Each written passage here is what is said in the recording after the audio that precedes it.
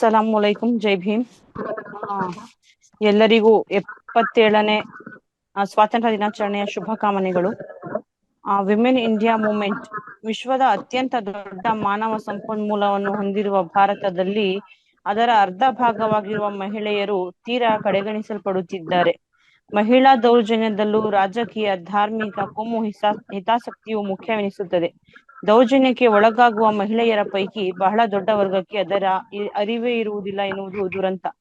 ಈ ನಿಟ್ಟಿನಲ್ಲಿ ಮಹಿಳೆಯರ ಮೇಲೆ ಆಗುವ ದೌರ್ಜನ್ಯಗಳನ್ನು ಖಂಡಿಸಲು ಮಹಿಳೆಯರ ಹಕ್ಕು ಮತ್ತು ನ್ಯಾಯದ ಪರವಾಗಿ ಧ್ವನಿ ಎತ್ತಲು ವಿಮೆನ್ ಇಂಡಿಯಾ ಮೂವ್ಮೆಂಟ್ ರಾಷ್ಟ್ರಾದ್ಯಂತ ಭಿತ್ತಿಪತ್ರ ಅಭಿಯಾನವನ್ನು ಆರಂಭಿಸಿದೆ.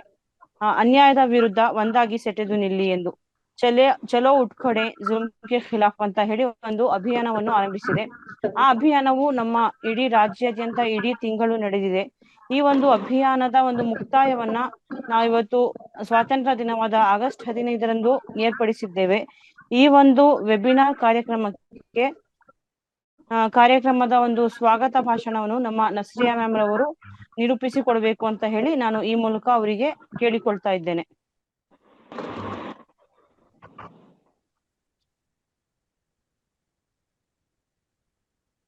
ಅಸ್ಸಲಾಮು ಅಲೈಕುಂ, ಗುಡ್ ಆಫ್ಟರ್ನೂನ್.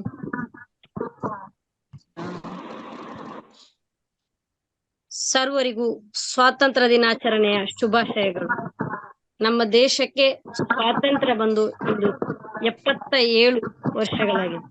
ಅಂದ್ರೆ 76ನೇ ವರ್ಷ ಕಳೆದು 77ನೇ ವರ್ಷಕ್ಕೆ ನಾವು ಪಾದಾರ್ಪಣೆಗೈತಾ ಇದ್ದೇವೆ. ಹೇಗೆಂದ್ರೆ ಈ ದೇಶವನ್ನ ಬ್ರಿಟಿಷರ ಕಪಿಮುಷ್ಟಿಯಿಂದ ಸ್ವತಂತ್ರಗಳು ನಮ್ಗೊಂದು ಸ್ವತಂತ್ರ ಸಿಗ್ಬೇಕಾಗಿದ್ರೆ ನಮ್ಮ ಪೂರ್ವಿಕರು ಅದೆಷ್ಟು ತ್ಯಾಗ ಬಲಿದಾನಗಳನ್ನ ಮಾಡಿದ್ದಾರೆ. ನಮ್ಮ ಜೀವಗಳನ್ನೇ ಬಲಿ ಅರ್ಪಿಸಿದ್ದಾರೆ. ಇನ್ನು ಕೆಲವರು ಹುತಾತ್ಮರಾಗಿದ್ದಾರೆ. ಇನ್ನು ಕೆಲವರು ತಮ್ಮ ಮಕ್ಕಳನ್ನೇ ಹುತಾತ್ಮತೆ ಎಡೆಗೆ ಅವರನ್ನು ಕೊಟ್ಟಿದ್ದಾರೆ. ಅದೇ ರೀತಿ ಇನ್ನು ಕೆಲವರು ಮನೆ ಮಠಗಳನ್ನ ಬಿಟ್ಟು ಈ ದೇಶದ ಸ್ವಾತಂತ್ರ್ಯಕ್ಕೋಸ್ಕರ ತನ್ನ ಜೀವವನ್ನೇ ಮುಡಿಪಾಗಿಟ್ಟಂತಹ ಉದಾಹರಣೆಗಳನ್ನು ಕೂಡ ನಾವು ಕಂಡಿದ್ದೇವೆ. ಆದ್ರೆ ಇಂದು ಆ ಸ್ವಾತಂತ್ರ್ಯ ಸಿಕ್ಕಿ ನಮ್ಗೆ 76 ವರ್ಷ ಕಳೆದ್ರು ಕೂಡ 77ನೇ ವರ್ಷ ಆದ್ರೂ ಕೂಡ ಇಲ್ಲಿ ಶೋಷಿತ ದಮನಿತ ವರ್ಗದ ಜನರಿಗೆ ಇಲ್ಲಿ ಸ್ವಾತಂತ್ರ್ಯ ಅನ್ನೋದು ಮರೀಚಿಕೆಯಾಗಿ ಉಳಿಗಿದೆ. ಅವರಿಗೆ ಸ್ವಾತಂತ್ರ್ಯ ದಿನಾಚರಣೆಯ ಒಂದು ಫಲಾನುಭವಿಗಳೇ ಅವರು ಅಲ್ಲ.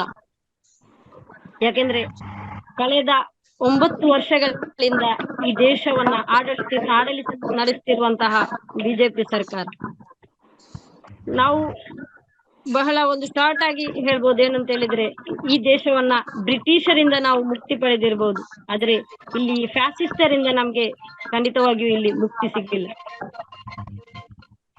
ಈ ದೇಶದ ಸ್ವಾತಂತ್ರ್ಯಕ್ಕೋಸ್ಕರ ಅದೆಷ್ಟೋ ಮಹಿಳೆಯರು ಜಾತಿ ಧರ್ಮ ಭೇದ ಮರೆತು ಕಿತ್ತೂರು ರಾಣಿ ಚೆನ್ನಮ್ಮ, ಹಜರತ್ ಬೇಗಂ ಮಹಲ್, ಹಲವಾರು ನಮ್ಮ ಹೋರಾಟಗಾರ್ತಿಯರು ಕೂಡ ಈ ದೇಶದ ಸ್ವಾತಂತ್ರ್ಯಕ್ಕೋಸ್ಕರ ಮಹಿಳಾ ಹೋರಾಟಗಾರ್ತಿಯರು ಕೂಡ ಜೀವನವನ್ನ ಪಣ ಇಟ್ಟಂತಹ ಇದು ಕೂಡ ಕುಡಿದೆ.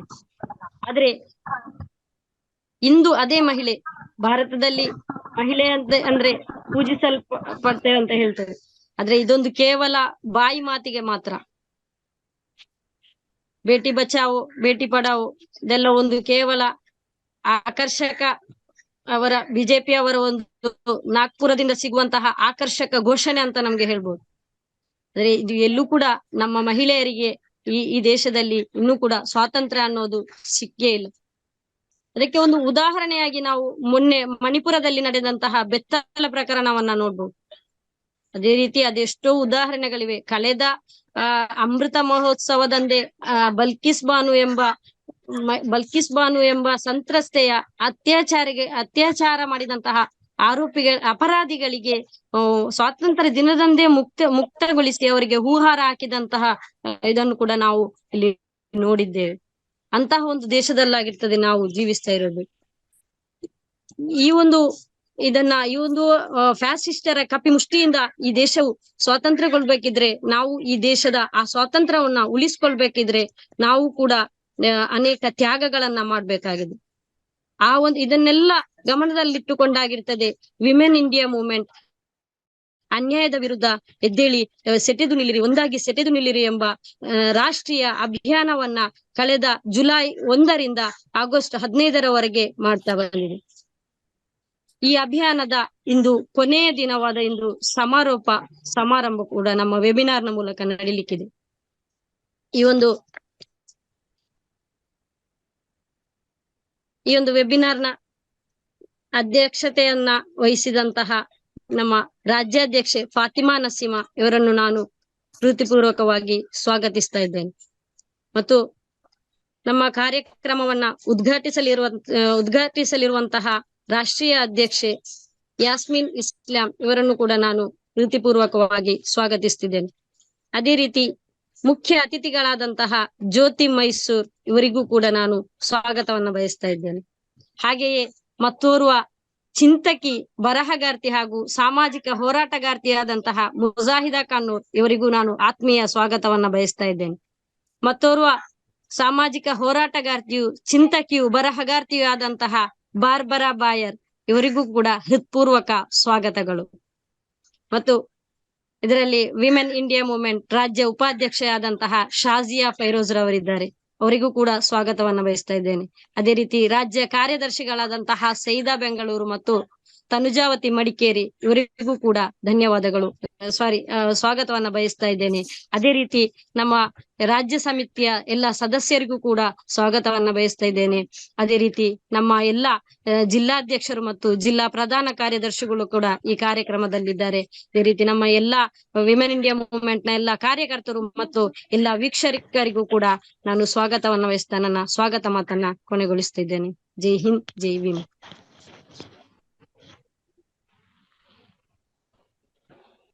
ಧನ್ಯವಾದಗಳು ನಸ್ರಿಯಾ ಮೇಡಮ್. ಭಾರತದಲ್ಲಿ ಈಗಿನ ಮಹಿಳೆಯರ ಶೋಚನೀಯ ಪರಿಸ್ಥಿತಿ ಹೇಗಿದೆ? ನಮಗೆ ಕೇವಲ ಬ್ರಿಟಿಷರಿಂದ ಮಾತ್ರ ಮುಕ್ತಿ ಸಿಕ್ಕಿದೆಯೇ ಹೊರತು ನಮ್ಮ ಫ್ಯಾಸಿಸ್ಟ್ ಒಂದು ಶಕ್ತಿಗಳಿಂದ ಇದುವರೆಗೂ ಮುಕ್ತಿ ಸಿಕ್ಕಿಲ್ಲ ಅಂತ ಹೇಳಿ ಬಹಳ ಚೆನ್ನಾಗಿ ವಿವರಿಸಿ ಎಲ್ಲರಿಗೂ ಸ್ವಾಗತವನ್ನು ಕೋರಿದ ನಿಮಗೆ ಧನ್ಯವಾದಗಳು. ಈಗ ನಮ್ಮ ಮುಂದಿನ ಕಾರ್ಯಕ್ರಮ ಈ ಒಂದು ಸಮಾರೋಪ ಸಮಾರಂಭದ ಉದ್ಘಾಟನೆ. ಈ ಉದ್ಘಾಟನೆಯನ್ನ ನಮ್ಮ ರಾಷ್ಟ್ರೀಯ ಅಧ್ಯಕ್ಷರಾದಂತಹ ಯಾಸ್ಮಿನ್ ಇಸ್ಲಾಂ ರವರು ನೆರವೇರಿಸಿಕೊಳ್ಳಲಿದ್ದಾರೆ. ಅವರಿಗೆ ಪ್ರೀತಿಪೂರ್ವಕ स्वागतಗಳು. चलो उठ खड़े जुल्म के खिलाफ इस कार्यक्रम का उद्घाटन अभी हमारे राष्ट्रीय अध्यक्ष यास्मीन मैडम करेंगे.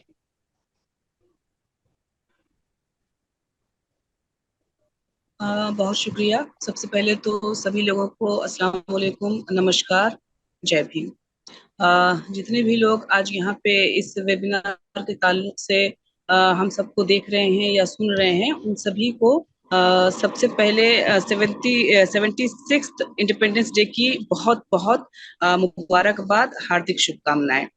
और जैसा कि हम लोग आज 76th इंडिपेंडेंस डे को सेलिब्रेट करने के लिए और साथ ही साथ हमारा जो कैप्शन है प्रोग्राम का, rise and unite against injustice, को यहाँ पे एक वेबिनार के तौर पे सेलिब्रेट किया जा रहा है. तो एक्चुअली ये प्रोग्राम हम लोगों ने रखा क्यों है, ये सबसे ज्यादा अहम सवाल है. तो जो भी हमारे मुल्क के हालात हैं उसके लिए ये एक आवाम को जगाने की मुहिम है, जिसमें के जो भी जुल्म और शिकार हैं सरकार की तरफ से किसी भी ज्यादती का, उनको जगाने की एक मुहिम है, एक कोशिश है जो विम की तरफ से की जा रही है सभी औरतों को, देश भर की औरतों को जगाने के लिए. और चूंकि हमारा जो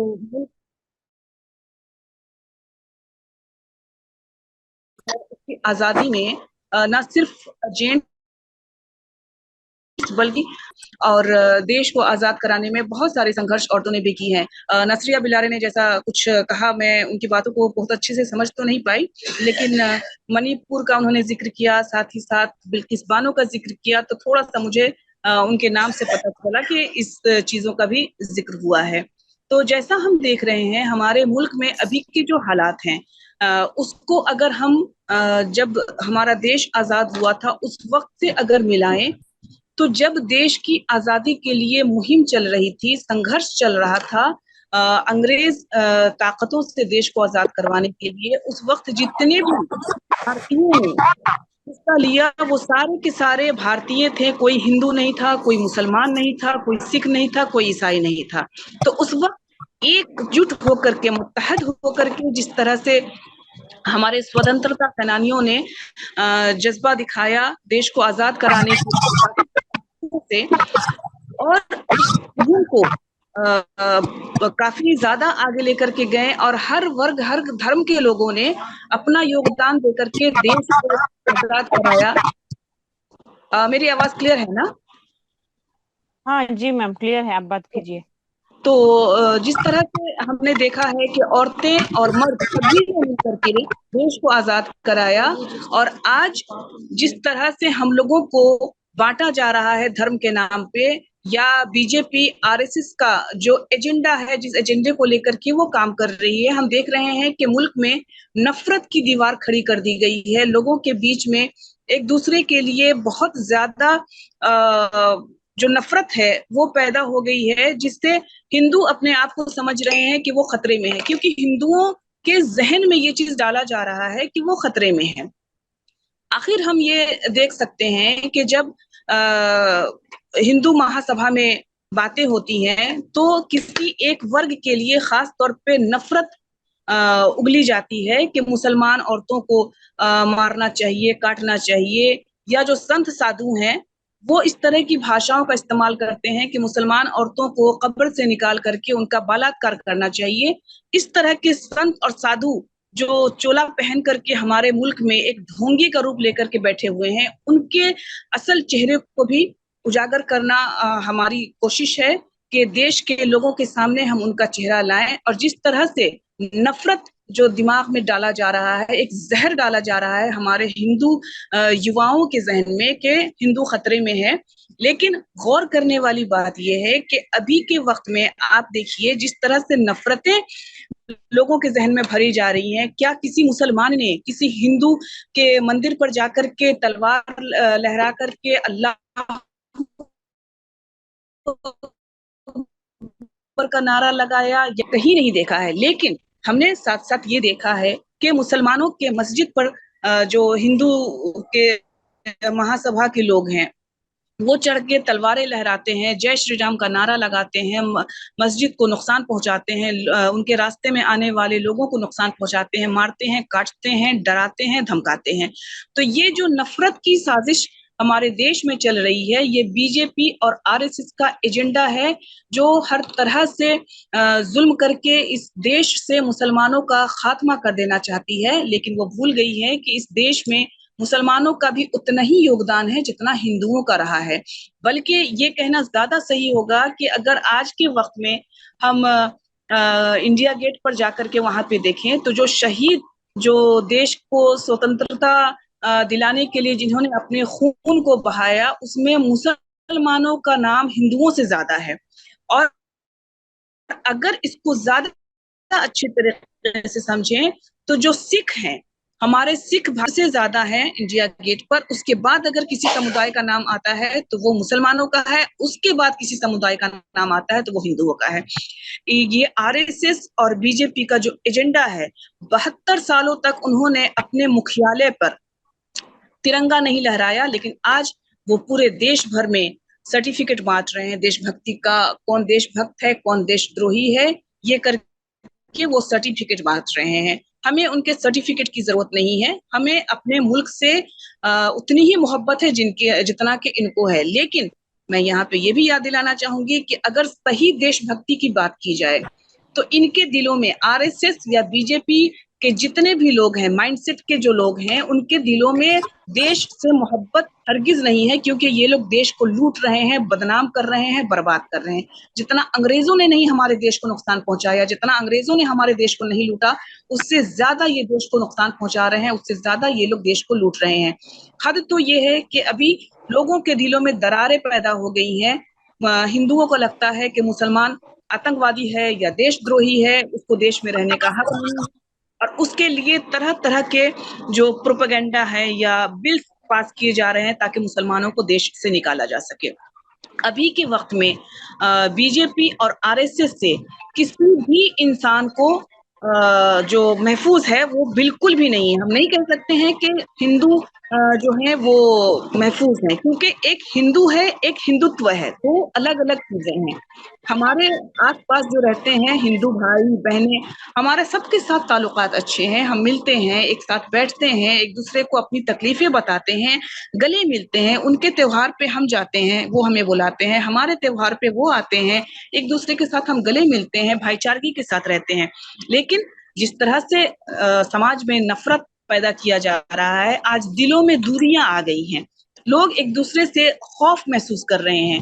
और ऐसा नहीं है कि ये खौफ जो है वो सिर्फ मुसलमानों को दिया जा रहा है, बल्कि इस हुकूमत के खिलाफ जो शख्स भी आवाज उठाएगा या जो संगठन भी आवाज उठाएगा, उसकी आवाज को पूरी तरह से दबाने की कोशिश की जा रही है और उसको खामोश कर देने की कोशिश की जा रही है, ताकि फिर उनको देख करके दूसरे लोगों की आवाज इस सरकार के खिलाफ ना उठे। हमने संजीव भट्ट का मामला देखा, किस तरह से संजीव भट्ट जब 2002 के दंगों की पोल खोल रहे थे, उनके ऊपर में गलत एलिगेशंस लगा करके उनको जेल में बंद कर दिया गया। तीस्ता सेटलवाड जो 2002 के दंगों की गवाह थी, उसके खिलाफ बोल रही थी, और जब एनआरसी नाफिज करने की कोशिश की गई, उसमें भी वो मुसलमानों के साथ खड़ी थी, तो उनके ऊपर भी तरह तरह के एलिगेशंस लगा करके उनको जेलों में बंद कर दिया गया। तो हम खुले तौर पे ये कह सकते हैं कि ये जो सरकार है वो सिर्फ मुसलमानों की, दलितों की या सिखों की दुश्मन नहीं है, ये हर मजहब की दुश्मन है, हर उन लोगों की दुश्मन है जो उनके खिलाफ ये आवाज उठाते हैं, सच्चाई को लोगों के सामने लाते हैं। और जो लोग इनकी भक्ति कर रहे हैं, जिनको कि हम लोग अंधभक्त के नाम से जानते हैं, उनकी ये लोग चापलूसी कर रहे हैं और उनके सर पे इनका हाथ है, ताकि वो किसी भी तरह के क्राइम करें।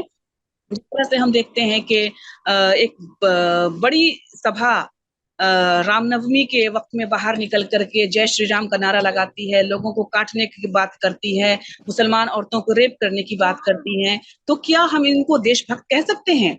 ये खतरे में है या मुसलमान खतरे में है, इससे साफ साबित होता है। लेकिन उसके बावजूद भी ये लोग इतनी ज्यादा तेजी के साथ निकलते हैं कि किसी भी सच को दबाने के लिए वो काफी होता है। तो अभी के वक्त में अवाम जो है वो इन फासिस्ट ताकतों से डर रही है, और विम का काम है कि हम फासिस्ट ताकतों के बारे में लोगों को बताएं, खास तौर पे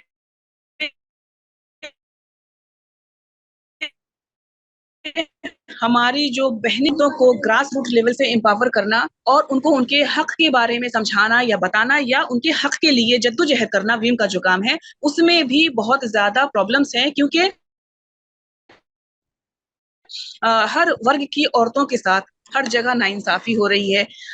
अगर मिसाल के तौर पे मैं बताऊं तो सरकार की तरफ से कुछ कुछ योजनाएं जो हैं वो लाए गए हैं औरतों के हिफाजत के लिए, लेकिन वो भी पूरी तरह से कारगर नहीं है, क्योंकि हाथी के दांत खाने को और दिखाने को और, उसी तरह का ये सरकार का जुमला है कि एक जुमला दे दो लोगों को ताकि वो उसी में उलझ करके रहें, वो सोचे कि हाँ बेटी बचाओ बेटी पढ़ाओ सरकार ने नारा लगाया है तो बेटियां महफूज हैं, सुरक्षित हैं, लेकिन ऐसा कुछ भी नहीं है। इसको सिर्फ प्रचार के तौर पर ही लोगों के सामने लाया गया है और प्रचार में ही इसका पूरा इस योजना का पैसा खर्च किया गया है, लेकिन बेटियों को कहीं भी कोई फायदा नहीं पहुंचा। इस चीज को अगर गहराई से हम देखें तो हमारे देश में जो भी बेटियां सरकार को अपने पर हो रहे नाइंसाफी के खिलाफ आवाज लगाती हैं, उसकी आवाज को भी सरकार अनसुना कर देती है। जैसा कि कुछ दिनों पहले हम लोगों ने देखा कि जो भी रेसलर्स अपने पे हो रहे जुल्म के खिलाफ सरकार को बता रही थी, सरकार ने पूरी तरह से उनके आवाज को खारिज कर दिया। फिर हम कैसे कह सकते हैं कि बेटी बचाओ और बेटी पढ़ाओ का नारा उनका कारगर साबित हो रहा है? अभी मणिपुर का हवाला जो दिया गया है, या फिर जिस तरह से मणिपुर में औरतों को नंगा करके सड़क पे घुमाया गया, उनके साथ सामूहिक बलात्कार किया गया, और उस पर भी हमारे पीएम साहब पूरी तरह से खामोश रहते हैं, तो इसको क्या हम बेटी बचाओ बेटी पढ़ाओ कह सकते हैं? हमारे कैबिनेट मिनिस्टर स्मृति ईरानी जो कि महिला बाल विकास मंत्री हैं, उनको आज तक हम लोगों ने मणिपुर के ऊपर में एक भी चर्चा करते हुए नहीं सुना, ना ही अपनी संवेदना लेकर के वो लोगों के सामने आई। एक संसद में फ्लाइंग किस की वजह से वो इतना सारा बवाल खड़ा कर देती हैं, लेकिन जो मणिपुर में औरतों के साथ दुर्घटना हो रही है उसके ऊपर में एक अल्फाज भी वो नहीं बोल सकती हैं। वही मीनाक्षी लेखी हैं, वही हेमा मालिनी हैं, किसी भी महिला मंत्री के जबान पर आज तक मणिपुर का जो मैटर है वो नहीं आया, या हमने नहीं सुना कि वो औरतों के लिए अपनी कुछ संवेदना पेश कर रही हैं। जबकि नरेंद्र मोदी जी ने 78 दिन के बाद अपनी जबान खोली तो सिर्फ कुछ सेकंड्स ही वो बोल पाए मणिपुर के ऊपर में, और वो जो मणिपुर पे उनका जो बयान था वो भी दिखा रहा था कि किस तरह से वो सियासत कर रहे हैं। उन्होंने बताया कि उनका पीड़ा से दिल भरा हुआ है, तो देश की आवाम को उनका पीड़ा से कोई लेना देना नहीं है।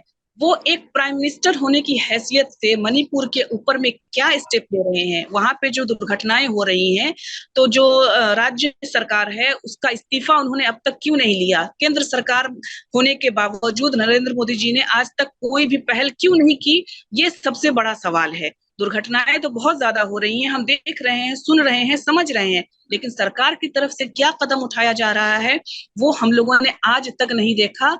और मणिपुर में बदस्तूर आज भी वो दंगे जारी हैं, यहाँ तक कि हरियाणा में भी वो दंगे जारी हो गए।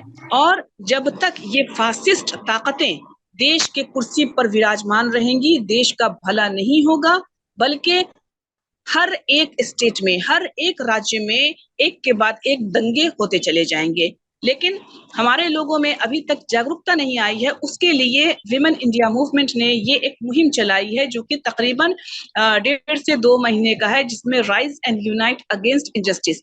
इसका मकसद ही है कि हम लोगों को बताएं, औरतों को बताएं कि आओ नाइंसाफी के खिलाफ मुत्तहद हो जाओ, एकजुट हो जाओ। जिस तरह से सरकार की तरफ से नाइंसाफियां और जुल्म दिन ब दिन बढ़ते जा रहे हैं, उसके खिलाफ अगर हम आज नहीं खड़े होते हैं, आज अपनी आवाज नहीं उठाते हैं, या आज एकजुट नहीं होते हैं, तो फिर आने वाले वक्त में हम बहुत मुश्किल में घिर जाएंगे। उसको लेकर के एक अवेयरनेस प्रोग्राम ने शुरू किया है, जो इंशाल्लाह हमारे हर स्टेट में किया जा रहा है। औरतों को जागरूक करने की ये मुहिम सक्सेसफुल हो रही है, और जितने भी लोग हैं विम के जो इसमें जुड़ चुके हैं या जो जुड़ना चाहती हैं, उनको ये बताना जरूरी है कि विम का मकसद क्या है। ये एक पॉलिटिकल पार्टी है, और जरूरत पड़ी हमें तो हम अपने विम की बहनों को अलग अलग स्टेट से चुनाव के लिए भी हम खड़ा करेंगे, ताकि हमारी जो भागीदारी है वो राज्यसभा लोकसभा में भी रहे, ताकि वहां पर जो तरह तरह के बिल्स पास किए जाते हैं जो अवाम के खिलाफ होते हैं, जैसा कि अभी हमने देखा जो किसानों के खिलाफ एक बिल लाया गया, मुस्लिम सिटीजन्स के खिलाफ सीएए एनआरसी लाया गया, इस तरह के जो बिल्स पास होते हैं उसको हम रोक सके, उसके लिए एक पॉलिटिकल पार्टी का भी आना बहुत जरूरी है। तो ये जरूरी है कि लोगों को जो औरतें हैं उनके जहन में एक अवेयरनेस लाया जाए पॉलिटिक्स की तरफ भी, कि किस तरह से वो पॉलिटिक्स में हिस्सा लेकर के खिदमत कर सकती हैं अपने समाज की, अपने लोगों की और अपने देशवासियों की। देशवासियों में हमारे तमाम मज़ाहिब के लोग आ गए, हिंदू, मुस्लिम, सिख, ईसाई, हमें किसी से कोई बैर नहीं है, हम सब आपस में मिलजुल कर रहना चाहते हैं। मगर ये फासिस्ट ताकतें जो हैं वो एक दूसरे को लड़ा करके अपनी राजनीतिक रोटियां जो हैं वो सेक रही हैं, ताकि इनकी जो दुकानें हैं वो बंद ना हो जाए। उसके लिए लोगों को लड़ा करके वो अपना फायदा कर रहे हैं। लेकिन हमारे देश के लोगों को ये सोचना चाहिए कि हमारा फायदा किसमें है, आवाम को एक साथ मिलजुल कर रहने में फायदा है या मार काट करने में, जय श्री राम का नारा लगाने में फायदा है। ये सारी चीजों को हम सोच करके अगर कदम आगे बढ़ाएंगे तो हम सब के लिए, हमारे देश के लिए ये कारगर साबित होगा। तो ये हमारी कोशिश है, और इंशाअल्लाह जितने भी हमारे विम में जो सिख बहनें हैं, हमारे दलित बहनें हैं, उन सब के लिए हम एक कदम आगे की तरफ उठा रहे हैं और हमें आप सबका साथ चाहिए इस नेक मकसद को पूरा करने के लिए, ताकि हम सब फासिस्ट ताकतों से लड़कर अपने देश को सुरक्षित रखें, हम खुद भी सुरक्षित रहें, अपने समाज को भी सुरक्षित रखें। बहुत शुक्रिया। जय हिंद। एक बार फिर से आप सभी लोगों को इंडिपेंडेंस डे की हार्दिक शुभकामनाएं। जय हिंद। अपनी बहुत अच्छी बातों से अपना जो आज का जो हमारा प्रोग्राम था, इसका समारोह का उद्घाटन का भाषण किया यास्मीन मैम ने। जब आजादी का वक्त चल रहा था, जब कोई मजहब नहीं देखा, तब पूरे आजादी के जंग के समय पूरे इंसान एक होकर, हिंदू मुस्लिम सिख ईसाई पूरे एक होकर काम किए थे। लेकिन आज इस प्यारे मुल्क को एक मजहब के नाम पर तोड़ा जा रहा है और औरतों के ऊपर इतने जुल्म हो रहे हैं। इसके खिलाफ हम सब एक होकर फिर से उठ खड़े होना है बोलकर अपनी बात को खत्म किए। जजाकल्लाहु खैर मैम, शुक्रिया। ಈಗ ನಮ್ಮ ಮುಂದಿನ ಒಂದು ಕಾರ್ಯಕ್ರಮ ವಿಶೇಷ ಅತಿಥಿಗಳಾದಂತಹ ಮೈಸೂರಿನಿಂದ ಜ್ಯೋತಿ ಜಿ ಅವರು ತಮ್ಮ ಒಂದೆರಡು ಮಾತುಗಳನ್ನು ಆಡಬೇಕಾಗಿ ಕೇಳಿಕೊಳ್ಳುತ್ತಿದ್ದೇನೆ. Good evening ma'am. ಮೊದಲನೇದಾಗಿ ಎಲ್ಲರಿಗೂ 76ನೇ ಸ್ವಾತಂತ್ರ್ಯ ದಿನಾಚರಣೆದ ಹಾರ್ದಿಕ ಶುಭಾಶಯಗಳು ಎಲ್ಲರಿಗೂ. ಕೇಳಿಸ್ತಾ ಇದೆಯಾ? ಹಾ, ಕೇಳಿಸ್ತಾ ಇದೆ ಮ್ಯಾಮ್, ಮಾತಾಡಿ ನೀವು. ಸೊ ಮೊದಲನೇದಾಗಿ ಮೇಡಮ್ ಹೇಳಿದ್ರು, ಈಗ ಪ್ರೆಸಿಡೆಂಟ್ ಮೇಡಮ್ ಮತ್ತೆ ಫಾತಿಮಾ ಮ್ಯಾಮ್ ಕೂಡ ಹೇಳಿದ್ರು, ನಸ್ರಿಯಾ ಬೆಲ್ಲಾರಿ ಅವರು ಕೂಡ ಹೇಳಿದ್ರು, ತುಂಬಾ ಚೆನ್ನಾಗಿ ಅದ್ಭುತವಾಗಿ ಹೇಳಿದ್ರು. ನಮ್ಮಲ್ಲಿ ಹಿಂದುತ್ವ ಅಥವಾ ಮುಸ್ಲಿಮು ಕ್ರಿಶ್ಚಿಯನ್ ಅಂತ ಯಾವುದೇ ಭೇದ ಭಾವ ಇಲ್ಲದೆ ನಾವೆಲ್ಲರೂ ಸಹ ಒಂದೇ ಇದ್ರಲ್ಲಿ ಇದ್ದೀವಿ, ಒಂದೇ ಇದಾಗಿ ವಾಸ ಮಾಡ್ತಿದ್ದೀವಿ. ಅದ್ರಲ್ಲಿ ಈ ದ್ವೇಷದ ಬೀಜ ಅಂತ ಬಿತ್ತುತ್ತಾರೆ ನೋಡಿ, ಅದು ತುಂಬಾ ಕಷ್ಟ ಅನ್ಸುತ್ತೆ. ಯಾಕಂದ್ರೆ ನಾವೆಲ್ಲ ಎಷ್ಟು ಒಗ್ಗಟ್ಟಾಗಿ, ಮೇಡಮ್ ಹೇಳಿದ್ರು, ನಾವೆಲ್ಲ ಹಿಂದೂ ಮುಸ್ಲಿಮ್ಸ್ ಅಂತ ನೋಡ್ದೆ ಎಲ್ಲರೂ ಕೂಡ ಹಬ್ಬ ಆಚರಿಸ್ತೀವಿ. ಹಾಗೆ ಅವ್ರ ಮನೆಗೆ ನಾವು ಹೋಗ್ತೀವಿ, ನಮ್ಮ ಮನೆಗೆ ಅವರು ಹೋಗ್ತೀವಿ. ಎಕ್ಸಾಂಪಲ್ ನನ್ನ ಐಷಾ ಮನೆ, ಅವರು ಬರ್ತಾರೆ, ನಾನು ಹೋಗ್ತೀವಿ, ಅವರು ನನ್ನ ಪ್ರೀತಿಯಿಂದ ಮಾತಾಡಿಸ್ತಾರೆ, ನಾವು ಮಾತಾಡ್ತೀವಿ. ಆದ್ರೆ ಯಾವುದೇ ರೀತಿಯಾದ ಆತರ ದ್ವೇಷ ಭಾವನೆ ಖಂಡಿತವಾಗಿಯೂ ಇರಲ್ಲ. ಆದ್ರೆ ಈಗ ಬಿಜೆಪಿ ಸರ್ಕಾರ ಏನ್ ಮಾಡ್ತಿದೆ ಅಂದ್ರೆ, ಈಗ ಅಷ್ಟು ನಡೀತಾ ಇರುವಂತಹ ಅಷ್ಟು ಘಟನೆಗಳು ನಡೀತಾ ಇದ್ರು ಕೂಡ ಅದಕ್ಕೆ ಸ್ಪಂದನೆ ನೀಡ್ತಾ ಇರೋದು ನಿಜಕ್ಕೂ ವಿಷಾದನೀಯ ಅನ್ಸುತ್ತೆ. ಹೆಣ್ಮಕ್ಳಿಗೆ ರಕ್ಷಣೆ ಇಲ್ಲದ ಅನ್ಸ್ಬಿಟ್ಟಿದೆ. ಇದನ್ನ ಕೇಳುವಂತದ್ದು ಒಂದೇ ಒಂದು ಅಂದ್ರೆ ವಿಮ್ ಅಂತ ಹೇಳ್ಬೋದು. ಯಾಕಂದ್ರೆ ಅದ್ರ ವಿರುದ್ಧವಾಗಿ ನಾವು ಹೋರಾಟ ಮಾಡುದು ಮೈಸೂರಲ್ಲಿ. ಐಷಾ ಮ್ಯಾಮ್ ಇದ್ರು, ಐಷಾ ಮ್ಯಾಮ್ ಜೊತೆ ನಾವೆಲ್ಲ ಸೇರ್ಕೊಂಡು ಅದ್ರ ವಿರುದ್ಧ ಪ್ರತಿಭಟನೆ ಎಲ್ಲ ಮಾಡುದು. ಇದು ನಿಜಕ್ಕೂ ಒಂದು ನಮ್ಗೆ ಒಂದ್ ಹೇಳ್ಬೇಕಾದ್ರೆ ಅದು ಸರ್ಕಾರಕ್ಕೆ ಗುರಿ ಮುಟ್ಬೇಕು. ಹೆಣ್ಮಕ್ಳ ಮೇಲೆ ಅತ್ಯಾಚಾರ ಆದಾಗ ಕಠಿಣ ಕಾನೂನು ಕ್ರಮನ ಜರುಗಿಸಿದ್ರೆ ಮಾತ್ರ ಸಾಧ್ಯ ಅಂತ. ಅದನ್ನ ಮೊದಲನೇದಾಗಿ ನಾವು ಹೇಳೋದಿಷ್ಟೇ, ಆ ಕಾನೂನನ್ನ ತುಂಬಾ ನಿಯಮ ಪಾಲನೆ ಮಾಡಿದಾಗ ಅದು ಎಲ್ಲಾರ್ಗೂ ಅನ್ವಯವಾಗುತ್ತೆ. ಅವರು ಜ್ಯೋತಿ ಮೇಡಮ್, ಸ್ವಲ್ಪ ನಿಮ್ಮ ವಾಯ್ಸ್ ಅನ್ನ ಹೆಚ್ಚಿಸಿ ಮಾತಾಡಿ. ಅವರು ಯಾವುದೇ ಆದ್ರೂ ಪರವಾಗಿಲ್ಲ. ಓಕೆನಾ ಮ್ಯಾಮ್? ಓಕೆ, ಸ್ವಲ್ಪ ಜೋರಾಗಿ. MLA ಇದ್ರು ಪರವಾಗಿಲ್ಲ, ಅಥವಾ ಇನ್ನೊಬ್ರು ಬೇರೆ ಆದ್ರೂ ಪರವಾಗಿಲ್ಲ. ಆದ್ರೆ ತುಂಬಾ ಹೈ ಒಂದು ಏನೋ ಹೇಳ್ತಾರೆ, ಅವರಲ್ಲಿ ಇರುವಂತಹ ಒಂದು ನಾನ್ ಪೊಲಿಟಿಷಿಯನ್ ಇದ್ದೀನಿ ಅಂತ ಹೇಳಿ ಒಪ್ಪಿಸ್ಕೊಂಡು ಆ ಮುಖಾಂತರ ಅವ್ರನ್ನ ಕಂಟ್ರೋಲ್ ಮಾಡ್ಕೊಂಡು ಅವ್ರನ್ನ ಸೇಫ್ ಗಾರ್ಡ್ ಮಾಡೋದಿದ್ದಿಲ್ಲ, ಅದನ್ನ ಫಸ್ಟ್ ಬಿಡ್ಬೇಕು ಸರ್ಕಾರದವರು ಅದರ ವಿರುದ್ಧ ಹೋರಾಟ ಮಾಡ್ಬೇಕು. ಅದ್ರ ಜೊತೆಗೆ ಕಠಿಣ ಕಾನೂನು ಕ್ರಮನ ಜರುಗಿಸಿದಾಗ ಮಾತ್ರ ಹೆಣ್ಮಕ್ಳಿಗೆ ಆಗುತ್ತಿರುವಂತಹ ಅನ್ಯಾಯಗಳನ್ನ ತಪ್ಪಿಸ್ಬೋದು. ಹಿಂದೂ ಆಗಿ ಮುಸ್ಲಿಮ್ಸ್ ಆಗ್ಲಿ ಯಾರೇ ಆಗ್ಲಿ, ಈಗ ಸೌಜನ್ಯ ಕೇಸು ಅಂತ ನಿನ್ನೆ ಮೊನ್ನೆ ಎಲ್ಲ ನೋಡ್ತಾ ಇದ್ವು, ಅದ್ರಲ್ಲೂ ಕೂಡ ಅದೇ ತರ ಆಯ್ತು. ಏನಿದೆ, ಎಲ್ಲಿಗೂ ಕೂಡ ಸರಿಯಾದ ನ್ಯಾಯ ಸಿಗ್ತಿಲ್ಲ. ಇದಕ್ಕೆ ಏನ್ ಸ್ವಾತಂತ್ರ್ಯ ಸಿಕ್ತು ಅಂತ ಒಂದು ಅರ್ಥದಲ್ಲಿ ಏನಂತ ಹೇಳಕ್ಕಾಗುತ್ತೆ? ಸ್ವಾತಂತ್ರ್ಯ ಎಲ್ಲಿ ಸಿಕ್ಕಿದೆ ಹೆಣ್ಮಕ್ಳಿಗೆ? ನಿಜವಾದ ಸ್ವಾತಂತ್ರ್ಯ ಯಾವಾಗ ಸಿಗುತ್ತೆ ಅಂದ್ರೆ ಹೆಣ್ಮಕ್ಳನ್ನ ಒಂದು ಗೌರವಯುತವಾಗಿ ನೋಡಿ, ಅವರಿಗೆ ಈ ಅತ್ಯಾಚಾರ ಅನಾಚಾರ ಮಾಡೋದನ್ನ ತಪ್ಪಿಸಿದಾಗ ಮಾತ್ರ. ತುಂಬಾ ಈ ತರ ಎಲ್ಲ ನಡೀತಾ ಇರುತ್ತೆ. ಆದ್ರೂ ಕೂಡ ಸರ್ಕಾರದವರು ಇದನ್ನೆಲ್ಲ ಕಾನೂನು ಕ್ರಮನ ಜರುಗಿಸ್ಬೇಕಾಗಿ ನಾನು ಕೇಳ್ಕೊತೀನಿ. ಇಲ್ಲಿವರೆಗೂ ನನ್ಗೆ ಅವಕಾಶ ಮಾಡಿಕೊಟ್ಟಂತಹ ಮೇಡಮ್ ಫಾತಿಮಾ ಮ್ಯಾಮ್ಗೆ ವಿಮ್ಮ ಮುಖಾಂತರ, ಅದ್ರಲ್ಲೂ ಇವತ್ತು ಮುಖ್ಯವಾಗಿ ಅದ್ರಲ್ಲೂ ಸ್ವಾತಂತ್ರ್ಯ ದಿನಾಚರಣೆದ ಪ್ರಯುಕ್ತ ಹೆಣ್ಮಕ್ಳ ಬಗ್ಗೆ ಮಾತಾಡೋದು ಅಂದ್ರೆ ಮುಗಿಯೋದೇ ಅಲ್ಲ. ಯಾಕೆಂದ್ರೆ ಹೆಣ್ಮಕ್ಳು ಒಂದು ಶಕ್ತಿ ಅಂತ ಹೇಳ್ತೀವಿ. ಆ ಶಕ್ತಿನೇ ಅಂದ್ರೆ ನೀವೆಲ್ಲ ಕೊಡ್ತಿರುವಂತಹ ಪ್ರೋತ್ಸಾಹ ಹೇಗಿದೆ ಅಂದ್ರೆ, ಪ್ರತಿಯೊಂದು ಹೆಣ್ಮಕ್ಳಿಗೆ ಅನ್ಯಾಯ ಆದಾಗ ಅದ್ರ ವಿರುದ್ಧ ಪ್ರತಿಭಟಿಸ್ಬೇಕು ಅಂತ ಇರೋದಿಕ್ಕೇನೆ ಈ ವಿಮ್ಮು ಇನ್ನಷ್ಟು ಮುಂದೆ ಬೆಳೀತಾ ಇನ್ನು ಹೆಚ್ಚಿನ ಶಕ್ತಿ ಕೊಡ್ಲಿ. ಸರ್ಕಾರದವರು ಇದಕ್ಕೆ ಹೆಚ್ಚಿನ ಒಂದು ಏನಂತ ಹೇಳ್ತಾರೆ, ಒಂದು ಶಕ್ತಿ ಕೊಟ್ಟು ಎಲ್ಲಿ ಅನ್ಯಾಯ ನಡೀತಿದೆ ಅಲ್ಲಿ ಅದ್ರ ವಿರುದ್ಧ ಹೋರಾಟ ಮಾಡಕ್ಕೆ ಒಂದು ಅವಕಾಶ ಮಾಡ್ಕೊಡ್ಲಿ ಅಂತ ಕೇಳ್ಕೊತೀನಿ. Ma'am, thank you so much.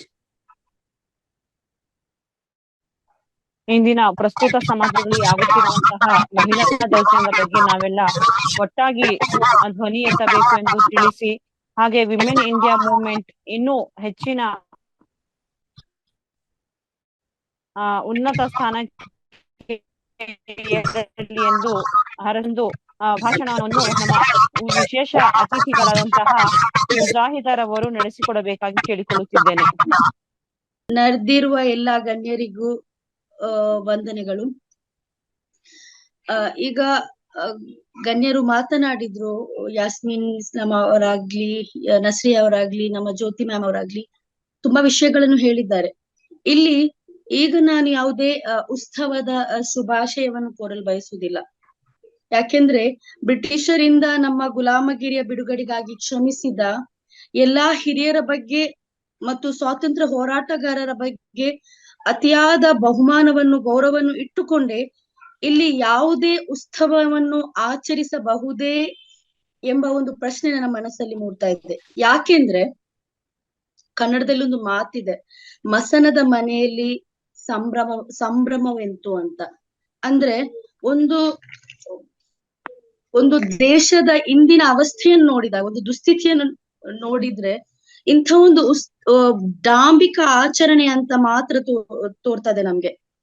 ಈ ಭಾರತೀಯತೆ ಎಂಬುದು ಅಥವಾ ಭಾರತವೆಂಬುದು ಕೇವಲ ಬಾನೆತ್ತರಕ್ಕೆ ಹಾರುವ ತಿರಂಗವೋ ಫೈಟರ್ ಜೆಟ್ಗಳು ಮಾತ್ರ ಅಲ್ಲ, ಜಾಗತಿಕ ಹಸಿವಿನ ರ್ಯಾಂಕಿಂಗ್ ನಲ್ಲಿ 121 ದೇಶಗಳ ಪಟ್ಟಿಯಲ್ಲಿ 107ನೇ ರ್ಯಾಂಕ್ಗೆ ದೂಡಲ್ಪಟ್ಟು ಹಸಿವು ಮತ್ತು ಪೋಷಕಾಂಶದ ಕೊರತೆಯಿಂದ ದಿನಾಲು ಸಾಯುತ್ತಿರುವ ಮಕ್ಕಳು ಆಗಿದ್ದಾರೆ. ಭಾರತವೆಂದರೆ ಸಹ್ಯಾದ್ರಿ ಬೆಟ್ಟ, ಹರಿಯುವ ನದಿಗಳು ಮತ್ತು ನೀಲಿ ಆಕಾಶ ಮಾತ್ರ ಅಲ್ಲ. ಭಾರತ ಎಂದ್ರೆ ಇಂದು ಕುಡಿಯುವ ಶುದ್ಧ ನೀರಿಗಾಗಿ ಮೈಲುಗಟ್ಟಲೆ ನಡೆಯುವ ಆಳ ಕಣಿವೆಗಳಿಗೂ ಇಳಿಯುವ ಮಹಿಳೆಯರು ಆಗಿದ್ದಾರೆ. ಭಾರತವೆಂದರೆ ಮಂಗಳ ಗ್ರಹಕ್ಕೆ ಹಾರಿದ ಮಂಗಳಯಾನ ಉಪಗ್ರಹ ಮಾತ್ರ ಅಲ್ಲ, ಬೀದಿ ನಳ್ಳಿಯಿಂದ ಬಾಯಾರಿಕೆಗಾಗಿ ನೀರು ಕುಡಿದಕ್ಕಾಗಿ, ಅಥವಾ ತನ್ನದೇ ಮದುವೆಗೆ ಕುದುರೆ ಏರಿ ಬಂದಕ್ಕಾಗಿ, ಅಥವಾ ಮೀಸೆ ಬಿಟ್ಟ ಕಾರಣಕ್ಕಾಗಿ ಸವರ್ಣೀಯರಿಂದ ಕೊಲೆಯಾಗಲ್ಪಟ್ಟ ದಲಿತ ಬಾಲಕರು ಭಾರತೀಯರೇ ಆಗಿದ್ದಾರೆ. ಭಾರತವೆಂದರೆ ಕೇವಲ ತಾಜ್ ಮಹಲ್, ಕೆಂಪು ಕೋಟೆಯ ವೈಭವದ ಸೌಂದರ್ಯ ಮಾತ್ರವಲ್ಲ, ಇಂದು ರಸ್ತೆಗಳೇ ಇಲ್ಲದ, ವಿದ್ಯುತ್ ಸಂಪರ್ಕವೇ ಕಾಣದ ದುರ್ಗಮ ಹಳ್ಳಿಗಳು ಆಗಿವೆ. ಭಾರತ ಎಂದ್ರೆ ಕೇವಲ ಮೆಟ್ರೋ ಸಿಟಿಗಳು, ಎತ್ತರದ ಫ್ಲೈಓವರ್ಗಳು ಮಾತ್ರ ಅಲ್ಲ, ಅವುಗಳ ಕೆಳಗೆ ಅಸ್ತಿತ್ವವೇ ಇಲ್ಲದೆ ಕೊಳಚೆ ಸ್ಲಂಗಳಲ್ಲಿ ಹಸಿವಿನಿಂದ ಮಲಗಿರುವ ಜನರು ಆಗಿದ್ದಾರೆ. ಭಾರತ ಎಂದ್ರೆ ಒಂದು ದಿನದ ಮಟ್ಟಿಗೆ ಹಂ ಬಾಯಿ ಬಾಯಿ ಎಂದು ಹಾಡು ಮಾತ್ರ ಅಲ್ಲ, ತಾನು ಹಾಕಿದ ಟೊಪ್ಪಿಗಾಗಿ, ತಾನು ತಿಂದ ಮಾಂಸಕ್ಕಾಗಿ, ಬಿಟ್ಟ ಗಡ್ಡಕ್ಕಾಗಿ ಬೀದಿಯಲ್ಲಿ ಗುಂಪು ಹತ್ಯೆಗೊಳಗಾದ ಅಖ್ಲಾಕ್ ಪೆಹ್ಲುಖಾನ್ ಕೂಡ ಆಗಿದ್ದಾರೆ ಭಾರತ ಎಂದರೆ ಕೇವಲ ಕಲ್ಪನಾ ಚಾವ್ಲಾ, ಸುನೀತಾ ವಿಲಿಯಮ್ಸ್ ಅಥವಾ ಇನ್ಯಾರು ಆಕಾಶದೆತ್ತರಕ್ಕೆ ಏರಿದ ಬೆರಳೆಣಿಕೆಯ ಮಹಿಳೆಯರು ಮಾತ್ರ ಅಲ್ಲ. ಭಾರತ ಎಂದ್ರೆ ಕ್ರೂರವಾಗಿ ಅತ್ಯಾಚಾರಗೊಂಡು ಹತ್ಯೆಗೊಳಗಾದ ಆಸಿಫಾ, ಹತ್ರಾಸ್ನ ದಲಿತ ಬಾಲಕಿ ಸೌಜನ್ಯ ಹಾಗೂ ಲಕ್ಷಗಟ್ಟಲೆ ಇಂತಹ ಹೆಣ್ಣು ಮಕ್ಕಳ ಕ್ರೂರ ಆಕ್ರಂದನವೂ ಆಗಿದೆ. ಭಾರತವೆಂದ್ರೆ ದೆಹಲಿಯ ರಾಜಪಥ ರಸ್ತೆಯ ಸೈನಿಕರ ಪೆರೇಡ್ ಮಾತ್ರ ಅಲ್ಲ, ಮಣಿಪುರದ ಮಹಿಳೆಯರ ನಗ್ನವಾದ ಮೆರವಣಿಗೆಯೂ ಆಗಿದೆ. ಇದೇ ಭಾರತದಲ್ಲಾಗಿದೆ ಗುಜರಾತ್ ವಂಶಹತ್ಯೆ, ಕಂಬಾಲಪಲ್ಲಿ ದಲಿತರ ಮೇಲೆ ದೌರ್ಜನ್ಯ, ಮುಜಫರ್ ನಗರದ ಗಲಭೆ, ಮಣಿಪುರದ ಗಲಭೆ, ಹರಿಯಾಣದ ಗಲಭೆಯಂತಹ ಗಲಭೆಗಳು ನಿತ್ಯವೆಂಬಂತೆ ನಡೆಯುತ್ತಿರುವುದು. ಒಂದು ಮಾತಿದೆ, ಯಾವುದೇ ದೇಶದ ಅಥವಾ ಯಾವುದೇ ಸಮಾಜವು ಎಷ್ಟು ನಾಗರಿಕತೆ ಹೊಂದಿದೆ ಎಂದು ನಿಮ್ಗೆ ತಿಳಿಬೇಕಾದ್ರೆ ಆ ಸಮಾಜವು ತನ್ನ ಮಹಿಳೆಯರನ್ನು ಹೇಗೆ ನಡೆಸ್ಕೊಳ್ತದೆ ಅಂತ ನೀವು ಒಂದು ನೋಡಿ ಎಂಬ ಒಂದು ಮಾತಿದೆ. ಈ ಮಾತಿನಂತಾದ್ರೆ ನಾವು ಭಾರತೀಯ ಸಮಾಜ ಅದೆಷ್ಟು ನಾಗರಿಕತೆ ಹೊಂದಿದ್ದೇವೆ ಅಥವಾ ಕೇವಲ ನಾಗರಿಕತೆಯ ಡೋಂಗಿ ಮಾಡುತ್ತಿರುವ ಮೃಗೀಯತೆಯ ತುಂಬಿದ ಒಂದು ಸಮಾಜವೇ ಎಂಬುದು ನಮಗೆ ತಿಳಿಯುತ್ತದೆ. ಯಾಕೆಂದ್ರೆ ಜಾಗತಿಕ ಮಹಿಳೆಯರ ಸುರಕ್ಷಾ ಸಮೀಕ್ಷೆಯನ್ನು ಪ್ರಕಟಿಸುವ world women piece and security index ಪ್ರಕಟಿಸಿರುವ ತನ್ನ 2021ನೇ ಪಟ್ಟಿಯಲ್ಲಿ ಭಾರತವು ಮಹಿಳೆಯರ ಸುರಕ್ಷತೆಯಲ್ಲಿ 170 ದೇಶಗಳಲ್ಲಿ 148ನೇ ಸ್ಥಾನಕ್ಕೆ ಇಳಿದಿದೆ. ಅದರಲ್ಲೂ NCRB ಪ್ರಕಟಿಸುವ ವರದಿಯಂತೆ ಕಳೆದ ಕೇವಲ ಒಂದೇ ಒಂದು ವರ್ಷದಲ್ಲಿ ಮಹಿಳೆಯರ ಮೇಲಿನ ಅಪರಾಧವು 15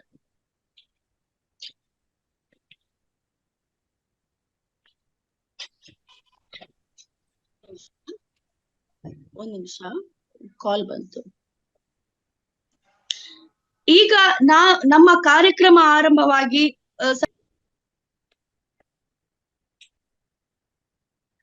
48 ನಿಮಿಷ 1 ಗಂಟೆಗೆ ಭಾರತದಲ್ಲಿ ಪ್ರತಿ ಗಂಟೆಗೆ 49 ಅತ್ಯಾಚಾರಗಳು ನಡೆಯುತ್ತದೆ ಅಂತ NCRB ರಿಪೋರ್ಟ್ ಹೇಳ್ತದೆ.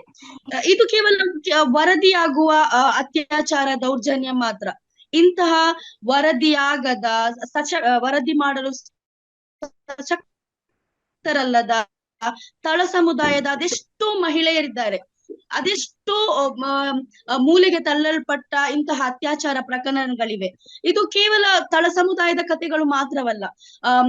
ಕಾರ್ಪೊರೇಟ್ ಕಂಪನಿಗಳಲ್ಲಿ ಕೆಲಸ ಮಾಡುವ, ಮಲ್ಟಿ ನ್ಯಾಷನಲ್ ಕಂಪನಿಗಳಲ್ಲಿ ಕೆಲಸ ಮಾಡುವ, ಅಥವಾ ಬಾಲಿವುಡ್ ನ ಸಮಾಜದ ಉನ್ನತ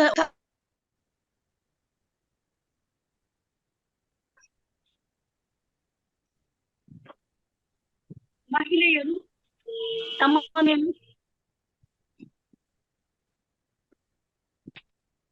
ಅದರಲ್ಲೂ NCRB ರಿಪೋರ್ಟ್ ಹೇಳುವ ಪ್ರಕಾರ 56%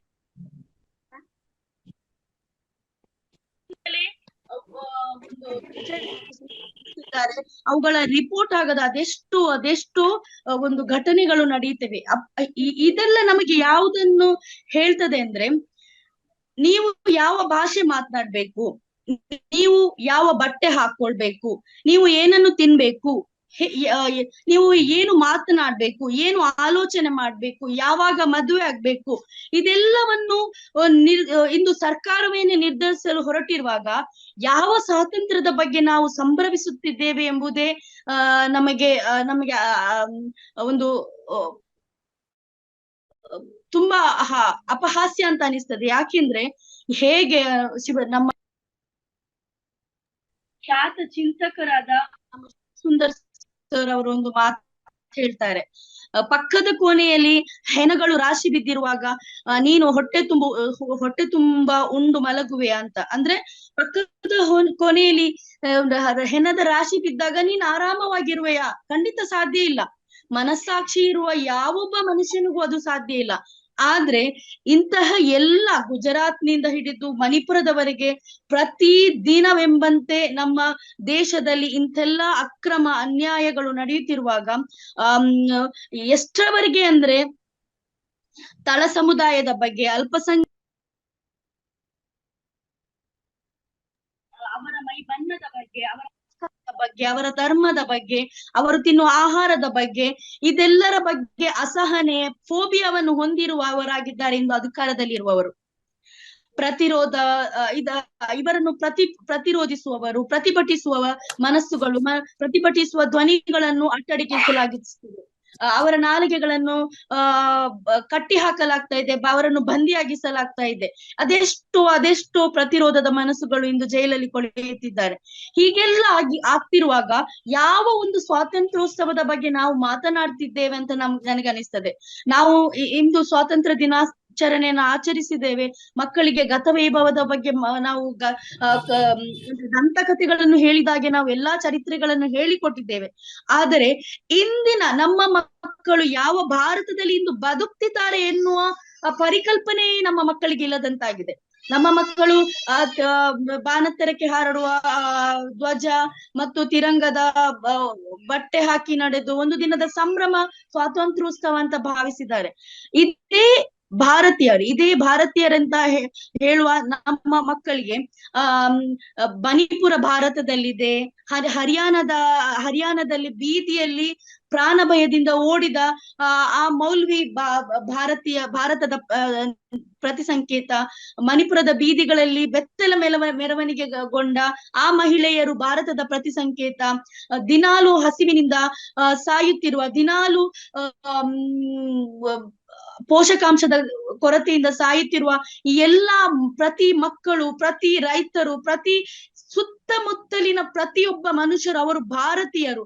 ಅವರ ನೋವಿಗೆ, ಅವರ ನಲಿವಿಗೆ ಸ್ಪಂದಿಸುವುದೇ ಭಾರತೀಯ, ನಿಜವಾದ ಒಂದು ಭಾರತೀಯತೆ ಎನ್ನುವ ಒಂದು ಪರಿಕಲ್ಪನೆಯೇ ಇಲ್ಲದೆ ಕೇವಲ ಭೌಗೋಳಿಕವಾದ ಒಂದು ಸ್ಟ್ರಕ್ಚರ್ ಮಾತ್ರ ಭಾರತೀಯ, ಅಥವಾ ಮೂರು ಬಣ್ಣದ ಒಂದು ತಿರಂಗ ಮಾತ್ರ ಭಾರತೀಯತೆ ಖಂಡಿತ ಅಲ್ಲ. ಮನುಷ್ಯತ್ವದ ವಿರೋಧಿಯಾದ ಫ್ಯಾಷಿಸಂ ಎಂಬ ವಿಷಸರ್ಪವು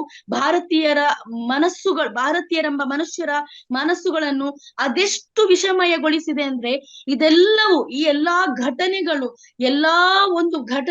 ಭಾರತದಲ್ಲೇ ನಡೆಯುತ್ತಿದ್ದರು. ಅಲ್ಪ ಸ್ವಲ್ಪವಾಗಿ ಎಲ್ಲಾ ಮಾಧ್ಯಮಗಳು ಇಂದು ಸತ್ತು ಹೋಗಿವೆ, ಆದ್ರೂ ಅಲ್ಪ ಸ್ವಲ್ಪವಾಗಿ ಮಾಧ್ಯಮಗಳಲ್ಲಿ ಕಂಡ್ರು ಕೂಡ ಯಾವುದೇ ಒಬ್ಬ ಭಾರತೀಯರೆಂದು ಹೇಳಿಕೊಳ್ಳುವ ನಮ್ಮ ಇಂದಿನ ಜನರ ಮನಸ್ಸುಗಳು ಯಾವುದೇ ಒಂದು ತಲ್ಲಣವನ್ನು ಹೊಂದದೆ ನಿರ್ಮಲವಾಗಿ ಅವರು ಕುತ್ಕೊಂಡು ಭಾರತ್ ಮಹಾನ್ ಅಂತ ಒಂದು ಪೋಸ್ಟ್, ಒಂದು ಸ್ಟೇಟಸ್ಗೆ ಹಾಕುವುದನ್ನು ನೋಡಿದ್ರೆ ತುಂಬಾ ಬೇಸರ ಅನಿಸ್ತದೆ. ಆದ್ದರಿಂದ ಈ ಸ್ವಾತಂತ್ರ್ಯ ಎಂಬ ಆಚರಣೆಯ ಒಂದು ದಿನಕ್ಕೆ ಮಾತ್ರ ಸೀಮಿತಗೊಳ್ಳದೆ, ಇಂದಿನ ಭಾರತವೆಂದರೆ ಭಾರತೀಯರೆಂದ್ರೆ ನಮ್ಮ ಸುತ್ತಮುತ್ತಲಿನ ಜನ, ಭಾರತೀಯರೆಂದ್ರೆ ಅಖ್ಲಾಕ್, ಭಾರತೀಯರೆಂದ್ರೆ ಪೆಹ್ಲುಖಾನ್, ಭಾರತೀಯರೆಂದ್ರೆ ಸ್ಟ್ಯಾಂಡ್ ಸ್ವಾಮಿ, ಭಾರತೀಯರೆಂದ್ರೆ ಮಣಿಪುರದ ಮಹಿಳೆಯರು, ಭಾರತೀಯರೆಂದ್ರೆ ಪ್ರಾಣ ಭಯದಿಂದ ಬೀದಿಯಲ್ಲಿ ಓಡಿ ಹೋದ ಆ ಮುಸ್ಲಿಂ ವ್ಯಕ್ತಿ, ಭಾರತೀಯರೆಂದರೆ ಬಿಲ್ಕಿಸ್ ಬಾನು, ಭಾರತೀಯರೆಂದರೆ ನಮ್ಮ ಸುತ್ತಮುತ್ತಲಿನ ಪ್ರತಿಯೊಬ್ಬ ಮನುಷ್ಯ ಎಂದು ಮನುಷ್ಯತ್ವದ ಪಾಠ ಹೇಳಿಕೊಡದೆ ಯಾವುದೇ ಒಂದು ಭಾರತ್ ಮಹಾನ್ ಎಂಬ ಮಾತು ಕೇವಲ ಒಂದು ಡಾಂಬಿಕ ಆಚರಣೆ ಮಾತ್ರ ಆಗ್ತದೆ. ಅದು ಹೇಗೆ ಅಂದ್ರೆ, ಹಿಂದೆ ದೇಶಭಕ್ತಿಯ ಭಾಷಣ ಮಾಡಿದ ಹಿಟ್ಲರ್ನ ಬಾಯಲ್ಲಿ ದೇಶಭಕ್ತಿ ಹೇಗೆ ಕೇಳ್ತಾ ಇತ್ತೋ ಹಾಗೇನೆ ಈಗ ನಮ್ಮ ಅಧಿಕಾರದಲ್ಲಿರುವ ಸ್ವಾತಂತ್ರ್ಯ ಭಾಷಣ ಕೇಳುವಾಗ ಹಾಗೇನೆ ಅನಿಸ್ತದೆ. ಸುಳ್ಳಾದ ಉನ್ಮಾದವನ್ನು ಜನರ ಮಧ್ಯೆ ಸೃಷ್ಟಿಸುವುದು, ಎರಡು ಸಮುದಾಯಗಳನ್ನು ಎತ್ತಿ ಕಟ್ಟಿ ತಮ್ಮ ರಾಜಕೀಯ ಲಾಭಕ್ಕಾಗಿ, ತಮ್ಮ ಹಿಡನ್ ಅಜೆಂಡಾಗಳ ಸಾಕ್ಷಾತ್ಕಾರಕ್ಕಾಗಿ ಅವರು ಪ್ರಯತ್ನಿಸುವುದನ್ನು ಕಂಡ್ರೆ, ಇದೆಲ್ಲದರ ಬಗ್ಗೆ ಕಂಡು ಕಾಣದಂತೆ ಕೂತಿರುವ ಭಾರತೀಯ ಎಂಬ ಸಮಾಜ, ಅಥವಾ ಮಾತನಾಡುವ ಕೈಗಳ ಬಗ್ಗೆ, ಮಾತನಾಡುವ ಬಾಯಿಗಳು ಅಡಗಿಸಲ್ಪಟ್ಟ ಅಥವಾ ಜೈಲಿಗೆ ತಳ್ಳಲ್ಪಟ್ಟುದರ ಬಗ್ಗೆ ಯಾವುದೇ ವಿಷಯವಾಗಿ ತಲೆಕೆಡಿಸಿಕೊಳ್ಳದ ಈ ಒಂದು ಸಮಾಜದ ಒಂದು ಬದಲಾವಣೆ ಆಗುವುದರವರೆಗೆ ಈ ಸ್ವಾತಂತ್ರ್ಯದ ಪರಿಕಲ್ಪನೆ ಕೇವಲ ಒಂದು ಡಾಂಬಿಕತೆ ಅಂತ ನನಗನಿಸ್ತದೆ. ಅದರ ಬಗ್ಗೆ ಜನರಲ್ಲಿ ಅರಿವು ಮೂಡಿಸಬೇಕಾಗಿದೆ. ಸ್ಪೆಷಲಿ ಒಂದು ಉನ್ನತ ಮಟ್ಟದ ಅಥವಾ ಅಕಾಡೆಮಿಕ್ ಲೆವೆಲ್ನ ಜನರಲ್ಲಿರುವ ಈ ಅತ್ಯಲ್ಪವೇ ಜನರಿಗಿರುವ ಈ ಒಂದು ಕಾಳಜಿಯು ತಳ ಸಮುದಾಯದವರೆಗೂ ಹಬ್ಬಬೇಕು. ತಳು ಸಮುದಾಯದ, ಅದು ಎಲ್ಲರಿಗೂ. ಫ್ಯಾಸಿಸಂ ಎನ್ನುವುದು ಕೇವಲ ಅಧಿಕಾರಕ್ಕಾಗಿರುವ ಹೋರಾಟ ಮಾತ್ರ ಅಲ್ಲ ಫ್ಯಾಸಿಸಂ ಎನ್ನುವುದು. ಫ್ಯಾಸಿಸಂ ಎಂಬುದು ಮನುಷ್ಯರನ್ನು ನಾಶಗೊಳಿಸುವ ಒಂದು ಸಿದ್ಧಾಂತವಾಗಿದೆ. ಅದು ತನ್ನ ಅಸ್ತಿತ್ವಕ್ಕಾಗಿ ಯಾವುದೇ ತನಗಾಗಿ ಕೆಲಸ ಮಾಡಿದವರನ್ನೇ ಕೊನೆಗೊಳಿಸುವಂತಹ ಒಂದು ಹೀನ ಅಜೆಂಡವಾಗಿದೆ. ಅದರ ಬಗ್ಗೆ ನಮ್ಮ ತಳ ಸಮುದಾಯದಕ್ಕೆ, ತಳಮಟ್ಟದ ಜನರಿಗೆ ಅರ್ಥ ಮೂಡಿಸುವುದು ಈ ಸ್ವಾತಂತ್ರ್ಯ ದಿನಾಚರಣೆಯ ಒಂದು ಉದ್ದೇಶವಾಗಲಿ. ಸಂವಿಧಾನದ ಮರು ಓದಿಗೆ, ಸಂವಿಧಾನದ ಆಶಯದ ಮರು ಓದಿಗೆ ಈ ಸ್ವಾತಂತ್ರ್ಯ ದಿನಾಚರಣೆ ಒಂದು ಸ್ಫೂರ್ತಿಯಾಗಲಿ ಅಂತ ಹೇಳಿ ನನ್ನ ಒಂದು ಭಾಷಣವನ್ನು ಕೊನೆಗೊಳಿಸ್ತೇನೆ. ಫ್ಯಾಸಿಸಂ ಎಂಬ ವಿಷ ಸರ್ಪವು ಇಂದು ಎಲ್ಲರಲ್ಲಿಯೂ ವಿಷವನ್ನು ತುಂಬುತ್ತಿರುವಾಗ, ಸ್ವತಂತ್ರ ಎಂದರೆ ಒಂದೇ ದಿನಕ್ಕೆ ಮಾತ್ರ ಸೀಮಿತವಲ್ಲ. ದೇಶದ ಪ್ರಸ್ತುತ ಸ್ಥಿತಿಯನ್ನು ಇಷ್ಟು ಒಂದು ಅರಾಜಕತೆ ಸೃಷ್ಟಿಯಲ್ಲಿರಬೇಕಾದರೆ ನಾವು 77ನೇ ಸ್ವಾತಂತ್ರ್ಯೋತ್ಸವದ ಖುಷಿಯಲ್ಲಿ ಇದ್ದೇವಾ ಎಂಬ ಒಂದು ಬಹಳಷ್ಟು ನೋವಿನೊಂದಿಗೆ ಇಂದಿನ ಅಳಲುಗಳನ್ನು ತೋಡಿಕೊಂಡಂತಹ ಚಿಂತಕಿ ಮತ್ತು ಬರಹಗಾರ್ತಿ ಮುಜಾಹಿದಾರ್ ಅವರಿಗೆ ಧನ್ಯವಾದಗಳು. ಹಾಗೆಯೇ ಮತ್ತೆ ನಮ್ಮ ಮುಂದಿನ ಒಂದು ಭಾಷಣ ಬಾರ್ಬರಾ ಮೈಸೂರು ಇವರಿಂದ. ನನ್ನ ಧ್ವನಿ ಕೇಳ್ತಾ ಇದೆಯಾ ನಿಮ್ಗೆ? ಆಯಿಷಾ, ಸ್ವಲ್ಪ ಅವರದ್ದು ಇದು ಓಪನ್ ಮಾಡಿ.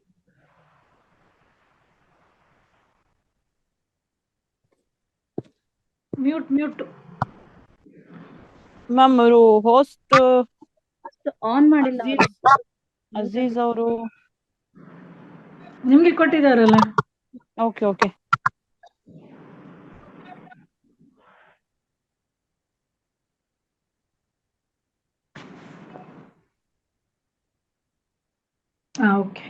ಈಗ ಕೇಳಿಸ್ತಾ ಇದೆಯಾ?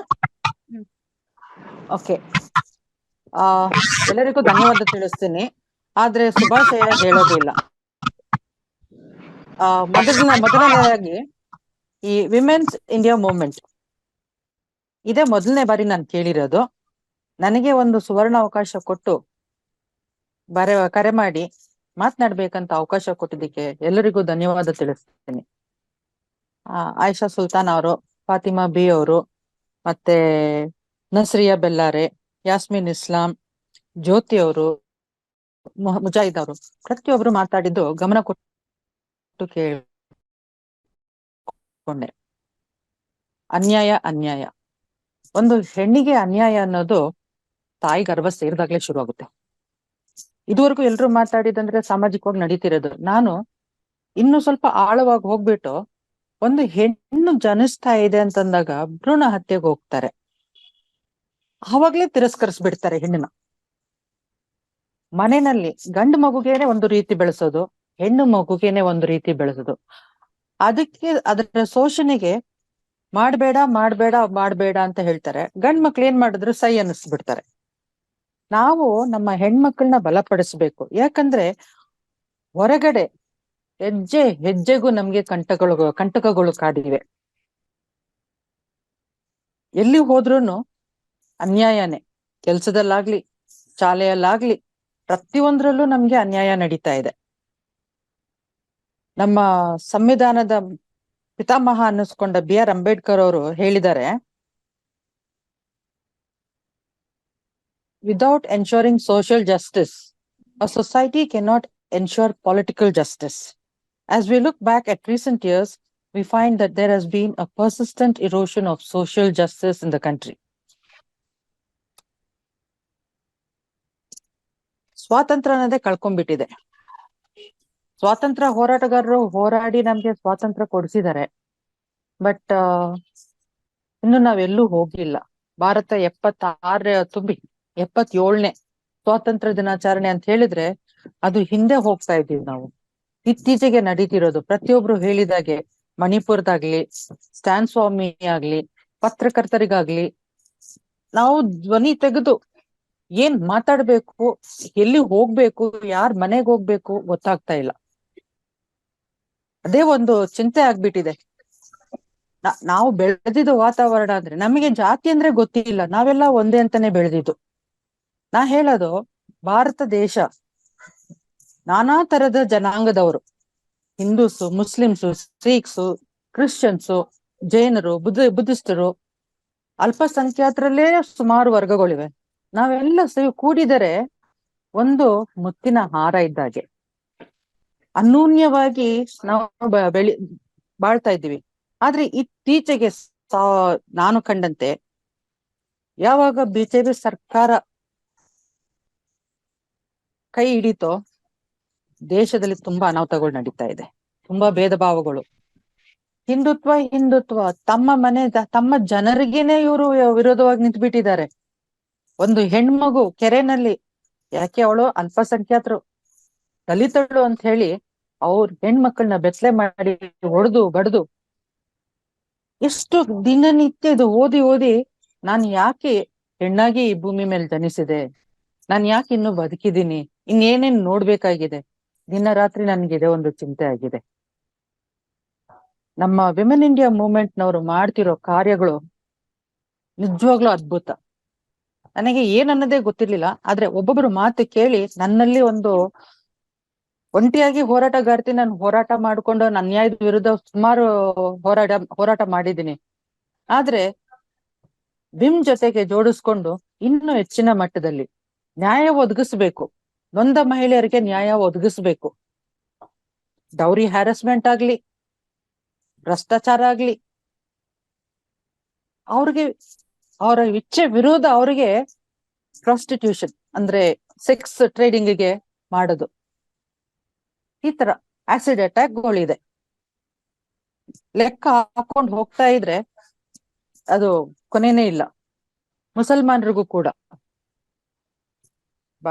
ಗುಜರಾತ್ ನಲ್ಲಿ, ರಾಜಸ್ಥಾನದಲ್ಲಿ, ನಾರ್ತ್ ಇಂಡಿಯನ್ ಅಲ್ಲಿ ನೋಡಿ ಮಹಿಳೆಯರು, ಹಿಂದೂ ಮಹಿಳೆಯರು ತಲೆಗೆ ಬಟ್ಟೆ ಹಾಕೊಂಡು ಓಡಾಡ್ತಾರೆ, ಅದು ತೊಂದ್ರೆ ಇಲ್ಲ.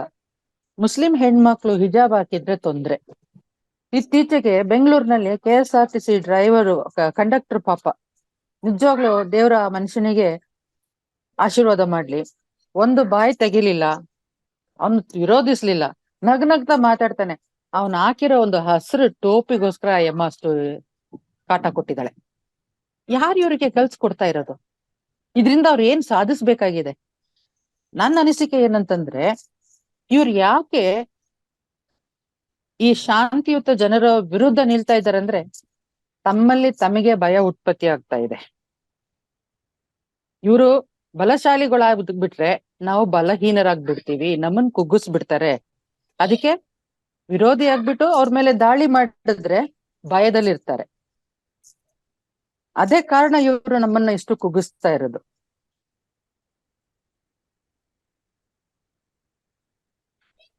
ಎಲ್ಲಿಂದ ಎಲ್ಲಿ ಏನೇನ್ ನಡೀತಾ ಇದೆ, ಅದು ಕೊನೆ ಮಾಡೋದು ಹೇಗೆ? ಎಷ್ಟೊಂದು case, Nirbhaya, Hathras gang rape, Unnao rape case, Bilkis Bano, Mathura ಅನ್ನೋ ಹುಡುಗಿ, ಒಂದು ಟ್ರೈಬಲ್ ಆದಿವಾಸಿ ಹುಡುಗಿನ ರೇಪ್ ಮಾಡಿ ಪೊಲೀಸ್ ಸ್ಟೇಷನ್ ನಲ್ಲೇನೆ ರೇಪ್ ಮಾಡ್ಬಿಟ್ಟು 2 ಪೊಲೀಸ್ ಆಫೀಸರ್ಗಳು ರೇಪ್ ಮಾಡಿದ್ದು, ಅವ್ರಿಗೆ ಬಿಡುಗಡೆ ಆಗುತ್ತೆ. ಇವಳ ಆ ದಿನನಿತ್ಯ ಇದೇ ವ್ಯಭಿಚಾರ ಅಂತ ಹೇಳಿ ಅವ್ರನ್ನ ಬಿಡುಗಡೆ ಮಾಡ್ತಾರೆ.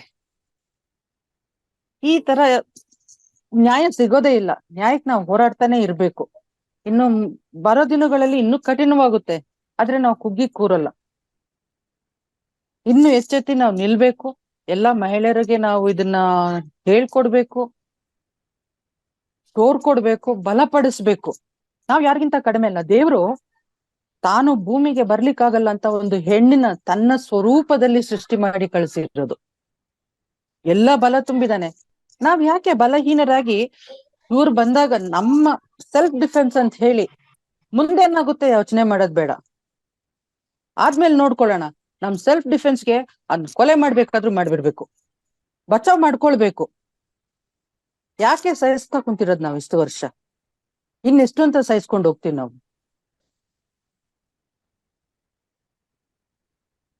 ಎಲ್ಲಿವರೆಗೆ ನಮ್ ಹೋರಾಟ? ಹೆಣ್ಣಾಗಿ ಹುಟ್ಟಿದ್ದೆ ತಪ್ಪೇನು? ಹೆಣ್ಣಿಗೆ ಬೆಲೆ ಇಲ್ವಾ? ಮನೆಯಲ್ಲಿ ಪೂಜಿಸ್ತೀರಾ ದೇವಿ ದೇವಿ ಅಂತ, ಮಂದಿರದಲ್ಲಿ ಕಲ್ಲು ಬಂಡೆಗಳು ಶಿಲ್ಪಿ ಮಾಡಿ ದೇವಿ ಅಂತ ಪೂಜಿಸ್ತೀರಾ. ಆದ್ರೆ ನಿಮ್ ಕಣ್ಣೆದುರಿರೋ ದೇವಿಗೆ ಯಾಕೆ ಅತ್ಯಾಚಾರ, ಯಾಕೆ ಅನ್ಯಾಯ? ಹೆಣ್ಣಿಗೆ ಬೆಲೆ ಇಲ್ವಾ? ಮೇಲ್ವರ್ಗ ಕೀಳ್ವರ್ಗ, ಮೇಲ್ಜಾತಿ ಕೀಳ್ಜಾತಿ. ಮೇಲ್ಜಾತಿಯವನು ದಲಿತ ಮಹಿಳೆ, ಅಲ್ಪಸಂಖ್ಯಾತ ಮಹಿಳೆ, ಕೀಳ್ವರ್ಗದವರು. ಆದ್ರೆ ನಿಮ್ ಮನೆ ವಸೂಲ್ ದಾಟಿ ಅವಳ ಮನೆಗ್ ಹೋಗ್ಬಿಟ್ಟು ಅವಳ ದೇಹನ ಬಳಸ್ಬೇಕಾದ್ರೆ ನಿಮ್ಗೆ ಅವಾಗ ಆ ಜಾತಿ, ಮೇಲ್ಜಾತಿ ಅದೆಲ್ಲ ಅಸಹ್ಯ ಆಗೋದಿಲ್ವಾ? ಹೆಣ್ಮಕ್ಳು ಅದನ್ನ ಎದುರಿಸ್ಬೇಕು. ಯಾಕೆ ಅವರು ಅದಕ್ಕೆ ಅವಕಾಶ ಕೊಡ್ತಾರೆ? ಆದ್ರೆ ಪಾಪ ಅವ್ರಿಗೆ ಅರಿವಿಲ್ಲ. ಈಗ ನಮ್ಮ ವಿಮ್ ಅನ್ನೋ ಒಂದು ಮಹಾನ್ ಸಂಘಟನೆ ಇದೆ. ನಿಮ್ಮ ಮುಖಾಂತರ ನಾವು ಜನಗಳಿಗೆ ಇದನ್ನ ತಿಳಿಸ್ಬೇಕು, ಎಚ್ಚರಿಕೆ ಕೊಡ್ಬೇಕು, ಅವ್ರಿಗೆ ಅರಿವು ಮೂಡಿಸ್ಬೇಕು, ಸ್ವಾವಲಂಬಿ ಆಗ್ಬೇಕು, ಇಂಡಿಪೆಂಡೆಂಟ್ ಆಗಿ ಅವರು ಜೀವನ ಮಾಡ್ಬೇಕು. ಅದಕ್ಕೆಲ್ಲ ಇವರು ಬರ್ಬೇಕಾದ್ರೆ ಎಜುಕೇಶನ್ ಮುಖ್ಯ. ಹೆಣ್ಮಕ್ಳಿಗೆ ಮನೆಯಲ್ಲಿ ಅದಕ್ಕೆ ಮಕ್ಕಳಿಗೆ ಮುಂದೆ ಓದ್ಲಿಕ್ಕೆ ಕೊಡೋದಿಲ್ಲ. ಎಜುಕೇಶನ್ ಮುಖ್ಯ. ಅದ್ರ ಬಗ್ಗೆ ಬೆಂಬಲ ಕೊಡ್ಬೇಕು.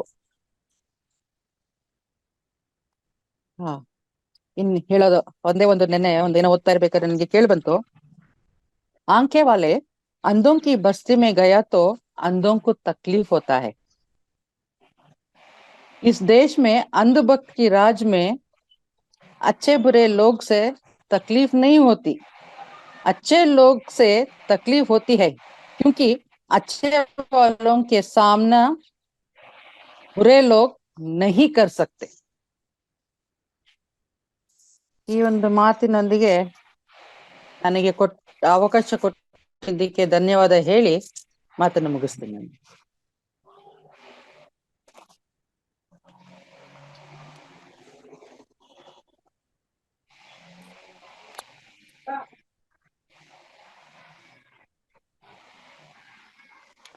ಹೆಣ್ಣು ಗಂಡು ಇದರ ನಡುವೆ ತಾರತಮ್ಯವಿರಬಾರದು. ಹೆಣ್ಣು ಮಕ್ಕಳಿಗೆ ಬಹಳಷ್ಟು ಬಲಪಡಿಸಬೇಕು. ಹೀಗೆ ಇಂದಿನ ಪರಿಸ್ಥಿತಿಯ ಬಗ್ಗೆ ನೋಡುವುದಾದರೆ ನಾನು ಶುಭಾಶಯಗಳನ್ನು ಹೇಳುವ ಉತ್ಸಾಹದಲ್ಲಿಲ್ಲ ಎಂದು ತಿಳಿಸಿ, ವಿಮೆನ್ ಇಂಡಿಯಾ ಮೂವ್ಮೆಂಟ್ ನೊಂದಿಗೆ ಕೈ ಜೋಡಿಸಿ ನ್ಯಾಯಕ್ಕಾಗಿ ಹೋರಾಡುವೆ. ನಾವೆಲ್ಲ ಒಂದಾಗಿ ನ್ಯಾಯಕ್ಕಾಗಿ ಹೋರಾಡೋಣ ಎಂದು ತಿಳಿಸಿದ ಬಾರ್ಬರಾ ಮೇಡಮ್ ರವರಿಗೆ ಧನ್ಯವಾದಗಳು. ಈಗ ನಮ್ಮ ಒಂದು ಮುಂದಿನ ಭಾಷಣ ನಮ್ಮ ಅಧ್ಯಕ್ಷೀಯ ಭಾಷಣವಾಗಿದೆ. ಈ ಒಂದು ಅಧ್ಯಕ್ಷೀಯ ಭಾಷಣಕ್ಕೆ ನಮ್ಮ ವಿಮೆನ್ ಇಂಡಿಯಾ ಮೂವ್ಮೆಂಟ್ ನ ರಾಜ್ಯಾಧ್ಯಕ್ಷರಾದ ಫಾತಿಮಾ ನಸೀಮಾ ಮೇಡಮ್ ರವರಿಗೆ ಆಹ್ವಾನಿಸುತ್ತಿದ್ದೇನೆ.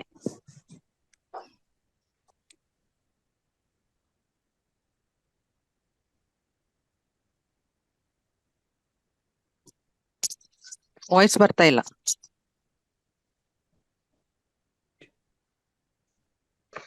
ಓಕೆ. ಅನ್ಯಾಯ, ಅಕ್ರಮ, ಅತ್ಯಾಚಾರ, ಕೊಲೆ, ಹಿಂಸಾಚಾರ, ರಾಜಕೀಯ ದಬ್ಬಾಳಿಕೆಗಳ ನಡುವೆ ನಲುಗಿ ಬೆಂದು ನೊಂದು ಸ್ವಾತಂತ್ರ್ಯದ ವ್ಯಾಖ್ಯಾನವನ್ನೇ ಮರೆತು ಅಸಹಾಯಕತೆಯಿಂದ ಸ್ವಾತಂತ್ರ್ಯೋತ್ಸವವನ್ನು ಆಚರಿಸಲು ಬಂದೊದಗಿದ ಅನಿವಾರ್ಯತೆಗಾಗಿ ಮರುಗುತ್ತಾ ಸರ್ವರಿಗೂ ಸ್ವಾತಂತ್ರ್ಯೋತ್ಸವದ ಶುಭಾಶಯಗಳು. ಅನ್ಯಾಯದ ವಿರುದ್ಧ ಸೆಟೆದು ನಿಲ್ಲಿ ಒಂದಾಗಿ ಎಂಬ ಘೋಷವಾಕ್ಯದೊಂದಿಗೆ 1 ತಿಂಗಳಿನಿಂದ ಅಭಿಯಾನವನ್ನು ವಿಮೆನ್ ಇಂಡಿಯಾ ಮೂವ್ಮೆಂಟ್ ಕರ್ನಾಟಕದಾದ್ಯಂತ ನಡೆಸ್ತಾ ಬಂದಿದೆ. ಅದಕ್ಕಾಗಿ ವಿವಿಧ ಪೋಸ್ಟರ್ ಕ್ಯಾಂಪೇನ್ಗಳು, ಇದರ ಬಗ್ಗೆ ಒಂದು ಸಂಕ್ಷಿಪ್ತವಾದ ವಿವರವನ್ನು ನಮ್ಮ ಉದ್ಘಾಟನಾ ಭಾಷಣದಲ್ಲಿ ನಮ್ಮ ಯಾಸ್ಮಿನ್ ಮೇಡಮ್ ಅವರು ಹೇಳಿದ್ದಾರೆ. ಅದರೊಂದಿಗೆ ಯಾಸ್ಮಿನ್ ಮೇಡಮ್ ರವರು ಇದರಲ್ಲಿ ಇಲ್ಲ ಅಂತ ಕಾಣ್ತದೆ. ಅವರು ಫಸ್ಟಿಗೆ ಹೇಳಿದ್ರು ನಮ್ಗೆ ನನ್ನ ಇದರ ಅವಧಿ ಮುಗಿದ ಕೂಡಲೇ ಲೀವ್ ಆಗ್ತೇನೆ, ಸ್ವಲ್ಪ ಹುಷಾರಿಲ್ಲ ಅಂತ ಹೇಳಿ. ಅವರನ್ನು ಕೂಡ ಇದರಲ್ಲಿ ನಾನು ನೆನಪಿಸ್ಕೊಳ್ತಾ ಇದ್ದೇನೆ. ಅದರೊಂದಿಗೆ ನಮ್ಮ ಮಾತನ್ನು ಆಲಿಸ್ತಿರುವಂತಹ ಎಲ್ಲ ಅತಿಥಿಗಳನ್ನು ನನ್ನ ಮಾತಿನಲ್ಲಿ ಜಾಯಿನ್ ಮಾಡ್ಕೊಳ್ತಾ, ತಾವೆಲ್ಲರೂ ಹೇಳಿದಂತ ಮಾತುಗಳು ಖಂಡಿತವಾಗಿಯೂ ಪ್ರಸಕ್ತ ಕಾಲಘಟ್ಟಕ್ಕೆ, ಪ್ರಸಕ್ತ ಪರಿಸ್ಥಿತಿಗೆ ಒಂದು ಏನು ಕಿವಿ ಮಾತಿನಂತಿದೆ. ಜ್ಯೋತಿ ಮೇಡಮ್ ಹೇಳಿದಾಗೆ ಅನ್ಯಾಯದ ಇದು ಯಾವುದು, ಈ ನ್ಯಾಯ ಮರೀಚಿಕೆ ಆಗುವಾಗ ಇಲ್ಲಿ ಏನಾಗ್ತಿದೆ ಅಂತ ಹೇಳಿದ್ರೆ, ಜ್ಯೋತಿ ಮೇಡಮ್ ರವರ ಒಂದು ವಿಶೇಷ ಮಾತು ಆಗಿತ್ತದು. ಯಾವುದೇ ಒಂದು ಇನ್ಫ್ಲುಯೆನ್ಸ್ ಅಲ್ಲಿ ನಡಿಬಾರದು, ಯಾವುದೇ ಇನ್ಫ್ಲುಯೆನ್ಸ್ಗಳು ನಡಿಬಾರದು. ಎಲ್ಲಿ ಅತ್ಯಾಚಾರ ಆಗ್ತದೆ, ಇಲ್ಲಿ ಅನ್ಯಾಯ ಆಗ್ತದೆ, ಅಲ್ಲಿ ಇನ್ಫ್ಲುಯೆನ್ಸ್ಗಳು ನಡಿಬಾರದು. ಆ ಇನ್ಫ್ಲುಯೆನ್ಸ್ಗಳು ನಡೆದಾಗ ಏನಾಗ್ತದೆ ಅಂತ ಹೇಳಿದ್ರೆ, ಏನು ಯಾರು ಆರೋಪಿಗಳಿದ್ದಾರೆ, ಯಾರು ಅಲ್ಲಿ ಆ ಕೆಲಸ ಮಾಡಿದ ಕೆಟ್ಟ ವ್ಯಕ್ತಿಗಳಿರ್ತಾರೆ, ಅವರು ಏನಾಗ್ತಾರೆ, ಬಚಾವಾಗ್ತಾರೆ. ಅವರು ಬಚಾವಾಗ್ಲಿಕ್ಕೆ ಒಂದು ಹಾದಿ ಆಗ್ತದೆ. ಅದು ಯಾವುದೇ ರಾಜಕೀಯ ಇನ್ಫ್ಲುಯೆನ್ಸ್ ಆಗಿರ್ಲಿ, ಅಥವಾ ವೈಯಕ್ತಿಕ ಯಾವ ರೀತಿಯ ಹಣದ್ದಾಗಿರ್ಬಹುದು, ಅಥವಾ ಕೆಲವು ವ್ಯಕ್ತಿಗಳ ಏನು ಮೇಲ್ನೋಟಕ್ಕೆ ಅವರು ಒಂದು ಸ್ವಲ್ಪ 4 ಜನರಿಗೆ ಬೇಕಾದ ಜನ ಆಗಿರ್ತಾರೆ. ಇಂಥವರ ಎಲ್ಲ ಕೆಟ್ಟ ಕೆಲಸಗಳನ್ನು ಮರೆಮಾಚುವ ಪರಿಸ್ಥಿತಿ ಒಂದು ದೊಡ್ಡ ಒಂದು ನಮಗೇನು ಪಿಡುಗಾಗಿ ಪರಿಣಮಿಸ್ತಾ ಇದೆ. ಯಾವುದು ನಮಗೆ ಒಂದು ಏನು ಅನ್ಯಾಯಕ್ಕೊಳಗಾದವರಿಗೆ ನ್ಯಾಯ ದೊರಕಿಸಿ ಕೊಡುವಲ್ಲಿ ನಮಗೆ ಅಡ್ಡಕ್ಕೆ ಬರುವ ಒಂದು ದೊಡ್ಡ ಪಿಡುಗು ಅಂತ ಹೇಳ್ಬಹುದು ಈ ಒಂದು ಇನ್ಫ್ಲುಯೆನ್ಸ್ಗಳು. ಇದಕ್ಕಾಗಿ ನಾವು ತುಂಬಾ ಆಗಬೇಕಾಗಿದೆ. ಈ ಒಂದು ವುಮೆನ್ ಇಂಡಿಯಾ ಮೂವ್ಮೆಂಟ್, ಈ ಒಂದು ನಿಟ್ಟಿನಲ್ಲಿ ನಾವೆಲ್ಲ ಮಹಿಳೆಯರ ಭಾರತದ ಪ್ರಸಕ್ತ ಒಂದು ಪರಿಸ್ಥಿತಿಯನ್ನು ನಮ್ಮ ಯಾರು ಮುಜಾಹಿದ ಮೇಡಮ್ ವಿವರವಾಗಿ ತಿಳಿಸಿದ್ರು. ಅದು ಯಾವ ರೀತಿಯ ಭಾರತ ಅಂತ ಹೇಳಿ ನಮಗೆ ವಿವರಣೆ ನೀಡಿದ್ರು. ನಿಜವಾಗಿಯೂ ಒಂದು ಸಂಕ್ಷಿಪ್ತ ಚಿತ್ರಣ ನಮ್ಮ ಎದುರು ಬರ್ಲಿಕ್ಕೆ ಸಾಧ್ಯ ಆಯಿತು ಅವರ ಒಂದು ಮಾತುಗಳಲ್ಲಿ, ಅವರ ಒಂದು ವಿಶ್ಲೇಷಣೆಗಳಲ್ಲಿ ನಮ್ಗೆ ಅದು ಕಾಣ್ಲಿಕ್ಕೆ ಸಾಧ್ಯ ಇತ್ತು. ಅದೇ ರೀತಿ ನಮ್ಮ ಬಾರ್ಬರ ಮೇಡಮ್ ಕೂಡ, ಅವರಿಗೆ ತುಂಬಾ ನೋವಿದೆ. ನಾವು ಯಾವ ರೀತಿ ಇದನ್ನು ಏನು ಇಂತಹ ಒಂದು ಪರಿಸ್ಥಿತಿಯನ್ನು ಅತಿಜಯಿಸುವ ವಿಧ ಹೇಗೆ ಅಂತ ಹೇಳಿ ಏನು ನಮ್ಗೆ ಒಂದು ನೋವುಗಳು ಅವರ ಮಾತಲ್ಲಿ ಇದೆ. ಈವನ್ ಶುಭಾಶಯ ಹೇಳಲಿಕ್ಕೂ ಕೂಡ ಒಂದು ಹಿಮ್ಮೆಟ್ಟಿದಂತ ಈ ಒಂದು ಪರಿಸ್ಥಿತಿಯಲ್ಲಿ ಹಿಮ್ಮೆಟ್ಟಿದ್ದಾರೆ. ಏನೇ ಇರ್ಲಿ, ನಾವೊಂದು ವುಮೆನ್ ಇಂಡಿಯಾ ಮೂವ್ಮೆಂಟ್ ಒಂದು ಉದ್ದೇಶದೊಂದಿಗೆ ಈ ಒಂದು ನಿಟ್ಟಿನಲ್ಲಿ ಮುಂದುವರಿತಾ ಇದೆ. ಅದಕ್ಕಾಗಿ ಈ ಒಂದು ಅಭಿಯಾನ ಖಂಡಿತವಾಗಿಯೂ ಇಂದು ಸಮಾರೋಪದೊಂದಿಗೆ ಮುಕ್ತಾಯಗೊಳ್ಳುವುದಂತ ನಾವು ಭಾವಿಸುವುದು ಬೇಡ. ನಾವು ಎಲ್ಲಿ ನಮ್ಮ ಅಭಿಯಾನದ ವಿಚಾರಧಾರೆಗಳನ್ನು, ಅಭಿಯಾನದ ಆ ಒಂದು ಸಿದ್ಧಾಂತಗಳನ್ನು ಎಲ್ಲಿ ನಾವು ಬಿತ್ತಿದ್ದೇವೆ, ಅಲ್ಲಿಂದಲೇ ಈಗ ಆರಂಭಿಸಲು ಇರುವುದು. ನಿಜವಾಗಿ ಇದನ್ನು ನಾವು ಸಮಾರೋಪದ ಮೂಲಕ ಮುಕ್ತಾಯಗೊಳಿಸುವುದಲ್ಲ, ಇದು ಆರಂಭ ಅಂತ ನಾವು ಹೇಳ್ಬಹುದು. ಜಾಗೃತಿ ಅಲ್ಲಲ್ಲಿ ಮಹಿಳೆಯರನ್ನು ಒಟ್ಟು ಸೇರಿಸಿಕೊಂಡು ಈ ಬಗ್ಗೆ ಮಹಿಳೆಯರ ಮೇಲಾಗುತ್ತಿರುವ ಅತ್ಯಾಚಾರಗಳು, ಅನಾಚಾರಗಳು, ಪ್ರತಿಯೊಬ್ಬ ಮನುಷ್ಯನಿಗೂ ಆಗುತ್ತಿರುವಂತಹ ಅಕ್ರಮಗಳು, ದೌರ್ಜನ್ಯಗಳು, ಅದೇ ರೀತಿ ಇನ್ನೊಂದು ಸರ್ಕಾರ ನಮ್ಮ ಮುಂದೆ ಇಟ್ಟಿರುವಂತಹ ದೊಡ್ಡ ಒಡೆದು ಆಳುವ ನೀತಿ, ಇದು ನಮ್ಗೆ ಕಲಿಸ್ತಿರುವಂತಹ ಒಂದು ಪಾಠ. ಈಗಿನ ಸರ್ಕಾರ ಎಲ್ಲವನ್ನು ಒಡೆದು ಆಳುವ, ಎಲ್ಲಿ ಒಡೆಯಲಾಗ್ತದೆ ಅಲ್ಲಿ ಅವರಿಗೆ ಜಯ ಸಿಗ್ತಾ ಇದೆ.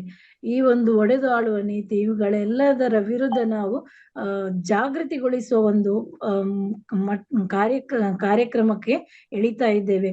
ಅದೇ ರೀತಿ ಇಷ್ಟರ ತನಕ ವುಮೆನ್ ಇಂಡಿಯಾ ಮೂವ್ಮೆಂಟ್ 2016ರಲ್ಲಿ ಆರಂಭವಾಗಿ ಈಗ ನಮ್ಮ ಕರ್ನಾಟಕದ 18 ಜಿಲ್ಲೆಗಳಲ್ಲಿ ರಾಷ್ಟ್ರ, ರಾಜ್ಯ, ಜಿಲ್ಲಾದ್ಯಂತ ತಳಮಟ್ಟದಲ್ಲೂ ಕೂಡ ಕೆಲಸ ಮಾಡಿಕೊಂಡು ಕರ್ನಾಟಕದ 18 ಜಿಲ್ಲೆಗಳಲ್ಲಿ ನಮ್ಮ ಕಾರ್ಯಕ್ರಮಗಳು, ಅದೇ ರೀತಿ ಅದರ ವುಮೆನ್ ಇಂಡಿಯಾ ಮೂವ್ಮೆಂಟ್ ನ ಕಾರ್ಯಚಟುವಟಿಕೆಗಳು ನಡೀತಾ ಇದೆ ಅಂತ ಹೇಳಲಿಕ್ಕೆ ನಾನು ಸಂತೋಷ ಪಡ್ತಾ ಇದ್ದೇನೆ.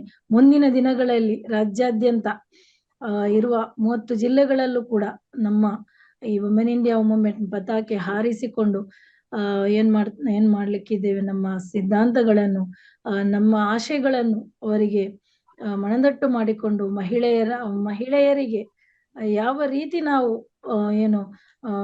ಪ್ರತಿಭಟನೆಗಳಲ್ಲಿ ಭಾಗವಹಿಸಿ ಅಥವಾ ಬರವಣಿಗೆಯ ಮೂಲಕವೋ ಅಥವಾ ಸತ್ಯ ಶೋಧನೆ ಮಾಡುವ ಮೂಲಕ ಅಥವಾ ಸಮಾಲೋಚನೆ ಮಾಡುವ ಮೂಲಕ ವಿಶಿಷ್ಟ ಶಕ್ತಿಯ ಅರಿವು ಅವರಲ್ಲಿ ಮೂಡಿಸುವ ಮೂಲಕ ಬೇರೆ ಬೇರೆ ರೀತಿಯ ಕಾರ್ಯಕ್ರಮಗಳನ್ನು ಹಮ್ಮಿಕೊಂಡು ಮಹಿಳೆಯರನ್ನು ಜಾಗೃತಗೊಳಿಸಿ, ನಮ್ಮ ಯಾರು ಬರ್ಬರ ಮೇಡಮ್ ಅವರು ಹೇಳಿದ ಹಾಗೆ ಮಹಿಳಾ ಶಕ್ತಿ ಏನು ಅಂತ ಹೇಳುವಂತ ಬಂದಾಗ ಅದನ್ನು ಎದುರಿಸುವ ಒಂದು ಪ್ರತಿರೋಧದ ಶಕ್ತಿಯನ್ನು ಕೂಡ ಮಹಿಳೆಯಲ್ಲಿ ತುಂಬಿಸಬೇಕಾದ ಅನಿವಾರ್ಯತೆ ಇದೆ.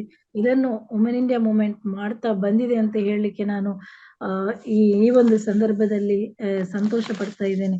ಇನ್ನು ಕೂಡ ನಮ್ಮ ಮುಂದೆ ಅನೇಕ ಕಾರ್ಯಕ್ರಮಗಳಿದೆ, ಅನೇಕ ಬೇರೆ ಬೇರೆ ರೀತಿಯ ಯೋಜನೆಗಳಿದೆ. ಇದರ ಒಂದು ಪೂರ್ತೀಕರಣಕ್ಕಾಗಿ ನಮ್ಗೆ ಒಗ್ಗಟ್ಟಿನ ಅವಶ್ಯಕತೆ ಇದೆ. ಎಲ್ಲರೂ ಒಂದಾಗಿ ಇಲ್ಲಿ ನಾವು ಯಾವುದೇ ಒಂದು ಪ್ಲಾಟ್ಫಾರ್ಮ್ ನಾವು ಮಾಡೋದಾದ್ರೂ ಒಂದು ವ್ಯಕ್ತಿಯಿಂದ ಏನು ಮಾಡ್ಲಿಕ್ಕೆ ಸಾಧ್ಯ ಇಲ್ಲ. ಯಾವ ರೀತಿ ಒಂದು ಹಿಡಿಸುಡಿಯ ಒಂದು ಕಡ್ಡಿಯಿಂದ ಕಸವನ್ನು ಒಡೆದು ತೆಗಿಲಿಕ್ಕೆ ಸಾಧ್ಯ ಇಲ್ಲವೋ, ಅದೇ ರೀತಿ ಇಡೀ ಹಿಡಿಸುಡಿಯಿಂದ ಮಾತ್ರ ನಮ್ಮ ಇಡೀ ಒಂದು ಕಸವನ್ನು ಗುಡಿಸಿ ತೆಗೆಯಲಿಕ್ಕೆ ಸಾಧ್ಯ. ಅದೇ ರೀತಿ ಒಂದು ಸಂಘಟನೆಯಿಂದ ಅಥವಾ ಒಬ್ಬ ಹೋರಾಟಗಾರರಿಂದ ಯಾವುದೇ ಒಂದು ವಿಧದ ಒಂದು ಪರಿಹಾರ ಕಂಡುಹುಡುಕಲು ಸಾಧ್ಯವಿಲ್ಲ.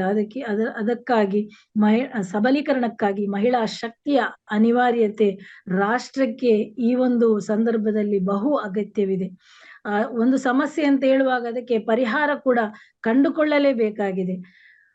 ಪರಸ್ಪರ ಜಾತಿ ಮತ ಭೇದ ಮರೆತು ಒಂದೇ ಮನಸ್ಸಿನಿಂದ ನಿಷ್ಕಳಂಕತೆಯಿಂದ ಒಟ್ಟಾಗುವ ಅವಶ್ಯಕತೆ ಅನಿವಾರ್ಯತೆ ನಮ್ಮ ಮುಂದಿದೆ. ಅನ್ಯಾಯ ಕಂಡಲ್ಲಿ ಪ್ರಶ್ನಿಸದೇ ಇರುವುದು ಒಂದು ಮಹಾಪಾಪವಾಗಿದೆ.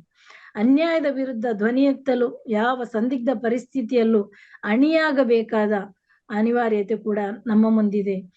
ಮಹಿಳೆಯರ ಮೇಲಾಗುವ ದೌರ್ಜನ್ಯಕ್ಕಾಗಿ ಒಕ್ಕೊರಳಿನ ಧ್ವನಿ ನಮ್ಮೆಲ್ಲರದಾಗಲಿ. ಇದಕ್ಕಾಗಿ ನಮ್ಮ ಎಲ್ಲ ಕೆಲಸ ಕಾರ್ಯಗಳು ಉನ್ನತ ಮಟ್ಟದಲ್ಲಿ ಸ್ವೀಕಾರಾರ್ಹವಾಗಲಿ ಅಂತ ಹೇಳುತ್ತಾ ತಮ್ಮ ಎಲ್ಲ ಮತ್ತೊಮ್ಮೆ ನಮ್ಮ ಎಲ್ಲ ಅತಿಥಿಗಳಿಗೂ, ನಮ್ಮ ಈ ಒಂದು ಕಾರ್ಯಕ್ರಮಕ್ಕೆ ಸಹಕರಿಸಿದ ಎಲ್ಲ ಅತಿಥಿಗಳಿಗೂ ವಂದಿಸುತ್ತಾ ನನ್ನ ಮಾತುಗಳನ್ನು ಕೊನೆಗೊಳಿಸುತ್ತೇನೆ. ಜೈ ಭೀಮ್, ಜೈ ಹಿಂದ್.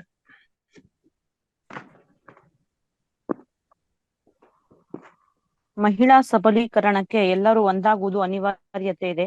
ಇದು ಕೇವಲ ಒಬ್ಬ ವ್ಯಕ್ತಿಯಿಂದ, ಒಂದು ಸಂಘಟನೆಯಿಂದ ಮಾತ್ರ ಸಾಧ್ಯವಿಲ್ಲ ಎಂದು ತಿಳಿಸಿ, ವಿಮೆನ್ ಇಂಡಿಯಾ ಮೂವ್ಮೆಂಟ್ ಹೋರಾಟದ ಪ್ರತಿ ಹೆಜ್ಜೆಯಲ್ಲೂ ಇನ್ನೂ ಹೆಚ್ಚಿನ ಸಾಧನೆಯನ್ನು ಮಾಡಲಿದೆ. ಎಲ್ಲರೂ ನಮ್ಮ ಈ ಒಂದು ಹೆಜ್ಜೆಯಲ್ಲಿ ಎಲ್ಲರೂ ಸಹ ಕೈ ಜೋಡಿಸಿ ಎಂದು ಕರೆ ನೀಡಿ ತಮ್ಮ ಅಧ್ಯಕ್ಷೀಯ ಭಾಷಣವನ್ನು ಮುಗಿಸಿದ ನಮ್ಮ ರಾಜ್ಯಾಧ್ಯಕ್ಷೆಯಾದಂತಹ ಫಾತಿಮಾ ನಸೀಮಾ ಮೇಡಮ್ ರವರಿಗೆ ಧನ್ಯವಾದಗಳು. ಈಗ ನಮ್ಮ ಒಂದು ಈ ವೆಬಿನಾರ್ನ ಕೊನೆಯ ಹಂತದಲ್ಲಿ ಇದ್ದೇವೆ. ಈ ಒಂದು ವೆಬಿನಾರ್ನ ಕೊನೆಯ ಹಂತ, ಇದರಲ್ಲಿ ಭಾಗವಹಿಸಿದಂತಹ ನಮ್ಮ ಈ ಒಂದು ವೆಬಿನಾರ್ನ ಅಧ್ಯಕ್ಷತೆಯನ್ನು ವಹಿಸಿದಂತಹ ಫಾತಿಮಾ ನಸೀಮಾ ಮೇಡಮ್ ರವರಿಗೆ ಧನ್ಯವಾದಗಳನ್ನು ತಿಳಿಸುತ್ತೇನೆ. ಹಾಗೆಯೇ ಈ ನಮ್ಮ ಒಂದು ಕಾರ್ಯಕ್ರಮಕ್ಕೆ ವಿಶೇಷ ಅತಿಥಿಯಾಗಿ ಭಾಗವಹಿಸಿದಂತಹ ಜ್ಯೋತಿ ಜಿ ಮೈಸೂರು ಇವರಿಗೂ ಸಹ ಧನ್ಯವಾದಗಳನ್ನು ತಿಳಿಸುತ್ತೇನೆ. ಹಾಗೆ ಈ ಒಂದು ಕಾರ್ಯಕ್ರಮಕ್ಕೆ ಮೈಸೂರಿನಿಂದ ಜಾಯಿನ್ ಆಗಿದಂತಹ ಬಾರ್ಬರಾ ಮೇಡಮ್ ರವರಿಗೆ ನನ್ನ ಹೃದಯಾಂತರದ ಧನ್ಯವಾದಗಳನ್ನು ತಿಳಿಸುತ್ತೇನೆ. ಹಾಗೆಯೇ ಮುಜಾಹಿದಾ SM ಚಿಂತಕಿ ಹಾಗೂ ಬರಹಗಾರ್ತಿ, ತಮ್ಮ ಉತ್ತಮ ಮಾತುಗಳಿಂದ ನಮ್ಮನ್ನೆಲ್ಲನೂ ಹುರಿದುಂಬಿಸಿದ ಇವರಿಗೂ ಸಹ ಧನ್ಯವಾದಗಳನ್ನು ತಿಳಿಸುತ್ತೇನೆ. ಹಾಗೆಯೇ ನಮ್ಮ ಈ ಒಂದು ವೆಬಿನಾರ್ ಕಾರ್ಯಕ್ರಮದಲ್ಲಿ ನಮ್ಮ ನ್ಯಾಷನಲ್ ಪ್ರೆಸಿಡೆಂಟ್ ಯಾಸ್ಮಿನ್ ಇಸ್ಲಾಂ ರವರು ಭಾಗವಹಿಸಿದ್ರು. ಅವರು ಈಗ ಈ ಒಂದು ಗ್ರೂಪಿನಿಂದ ಹೊರಗಿದ್ದಾರೆ, ಕಾರಣ ಅವರಿಗೆ ಹುಷಾರಿಲ್ಲ. ಅವರು ಸಹ ತಮ್ಮ ಉತ್ತಮ ಮಾತುಗಳಿಂದ ಎಲ್ಲರನ್ನು ಹುರಿದುಂಬಿಸಿದ್ದಾರೆ. ಇವರಿಗೂ ಸಹ ಧನ್ಯವಾದಗಳನ್ನು ತಿಳಿಸುತ್ತೇನೆ. ಹಾಗೆಯೇ ನಮ್ಮ ವಿಮೆನ್ ಇಂಡಿಯಾ ಮೂವ್ಮೆಂಟ್ ನ ಕರ್ನಾಟಕ ರಾಜ್ಯದ ಪ್ರಧಾನ ಕಾರ್ಯದರ್ಶಿಯಾದಂತಹ ನಸ್ರಿಯಾ ಬೆಳ್ಳಾರಿ ಇವರಿಗೂ ಸಹ ಧನ್ಯವಾದಗಳನ್ನು ತಿಳಿಸುತ್ತೇನೆ. ಹಾಗೆ ನಮ್ಮ ಎಲ್ಲ ರಾಜ್ಯ ಸಮಿತಿ ಸದಸ್ಯರಿಗೂ ಹಾಗೆ ಈ ಕಾರ್ಯಕ್ರಮವನ್ನು ವೀಕ್ಷಿಸಿದಂತಹ ಎಲ್ಲರಿಗೂ ಧನ್ಯವಾದಗಳನ್ನು ತಿಳಿಸುತ್ತಾ, ವಿಮೆನ್ ಇಂಡಿಯಾ ಮೂವ್ಮೆಂಟ್ ನೊಂದಿಗೆ ಸದಾ ಕೈ ಜೋಡಿಸಿ ಎಂದು ತಿಳಿಸುತ್ತಾ ನನ್ನ ಮಾತನ್ನು ಮುಗಿಸುತ್ತೇನೆ. ಜೈ ಹಿಂದ್, ಜೈ ಭೀಮ್,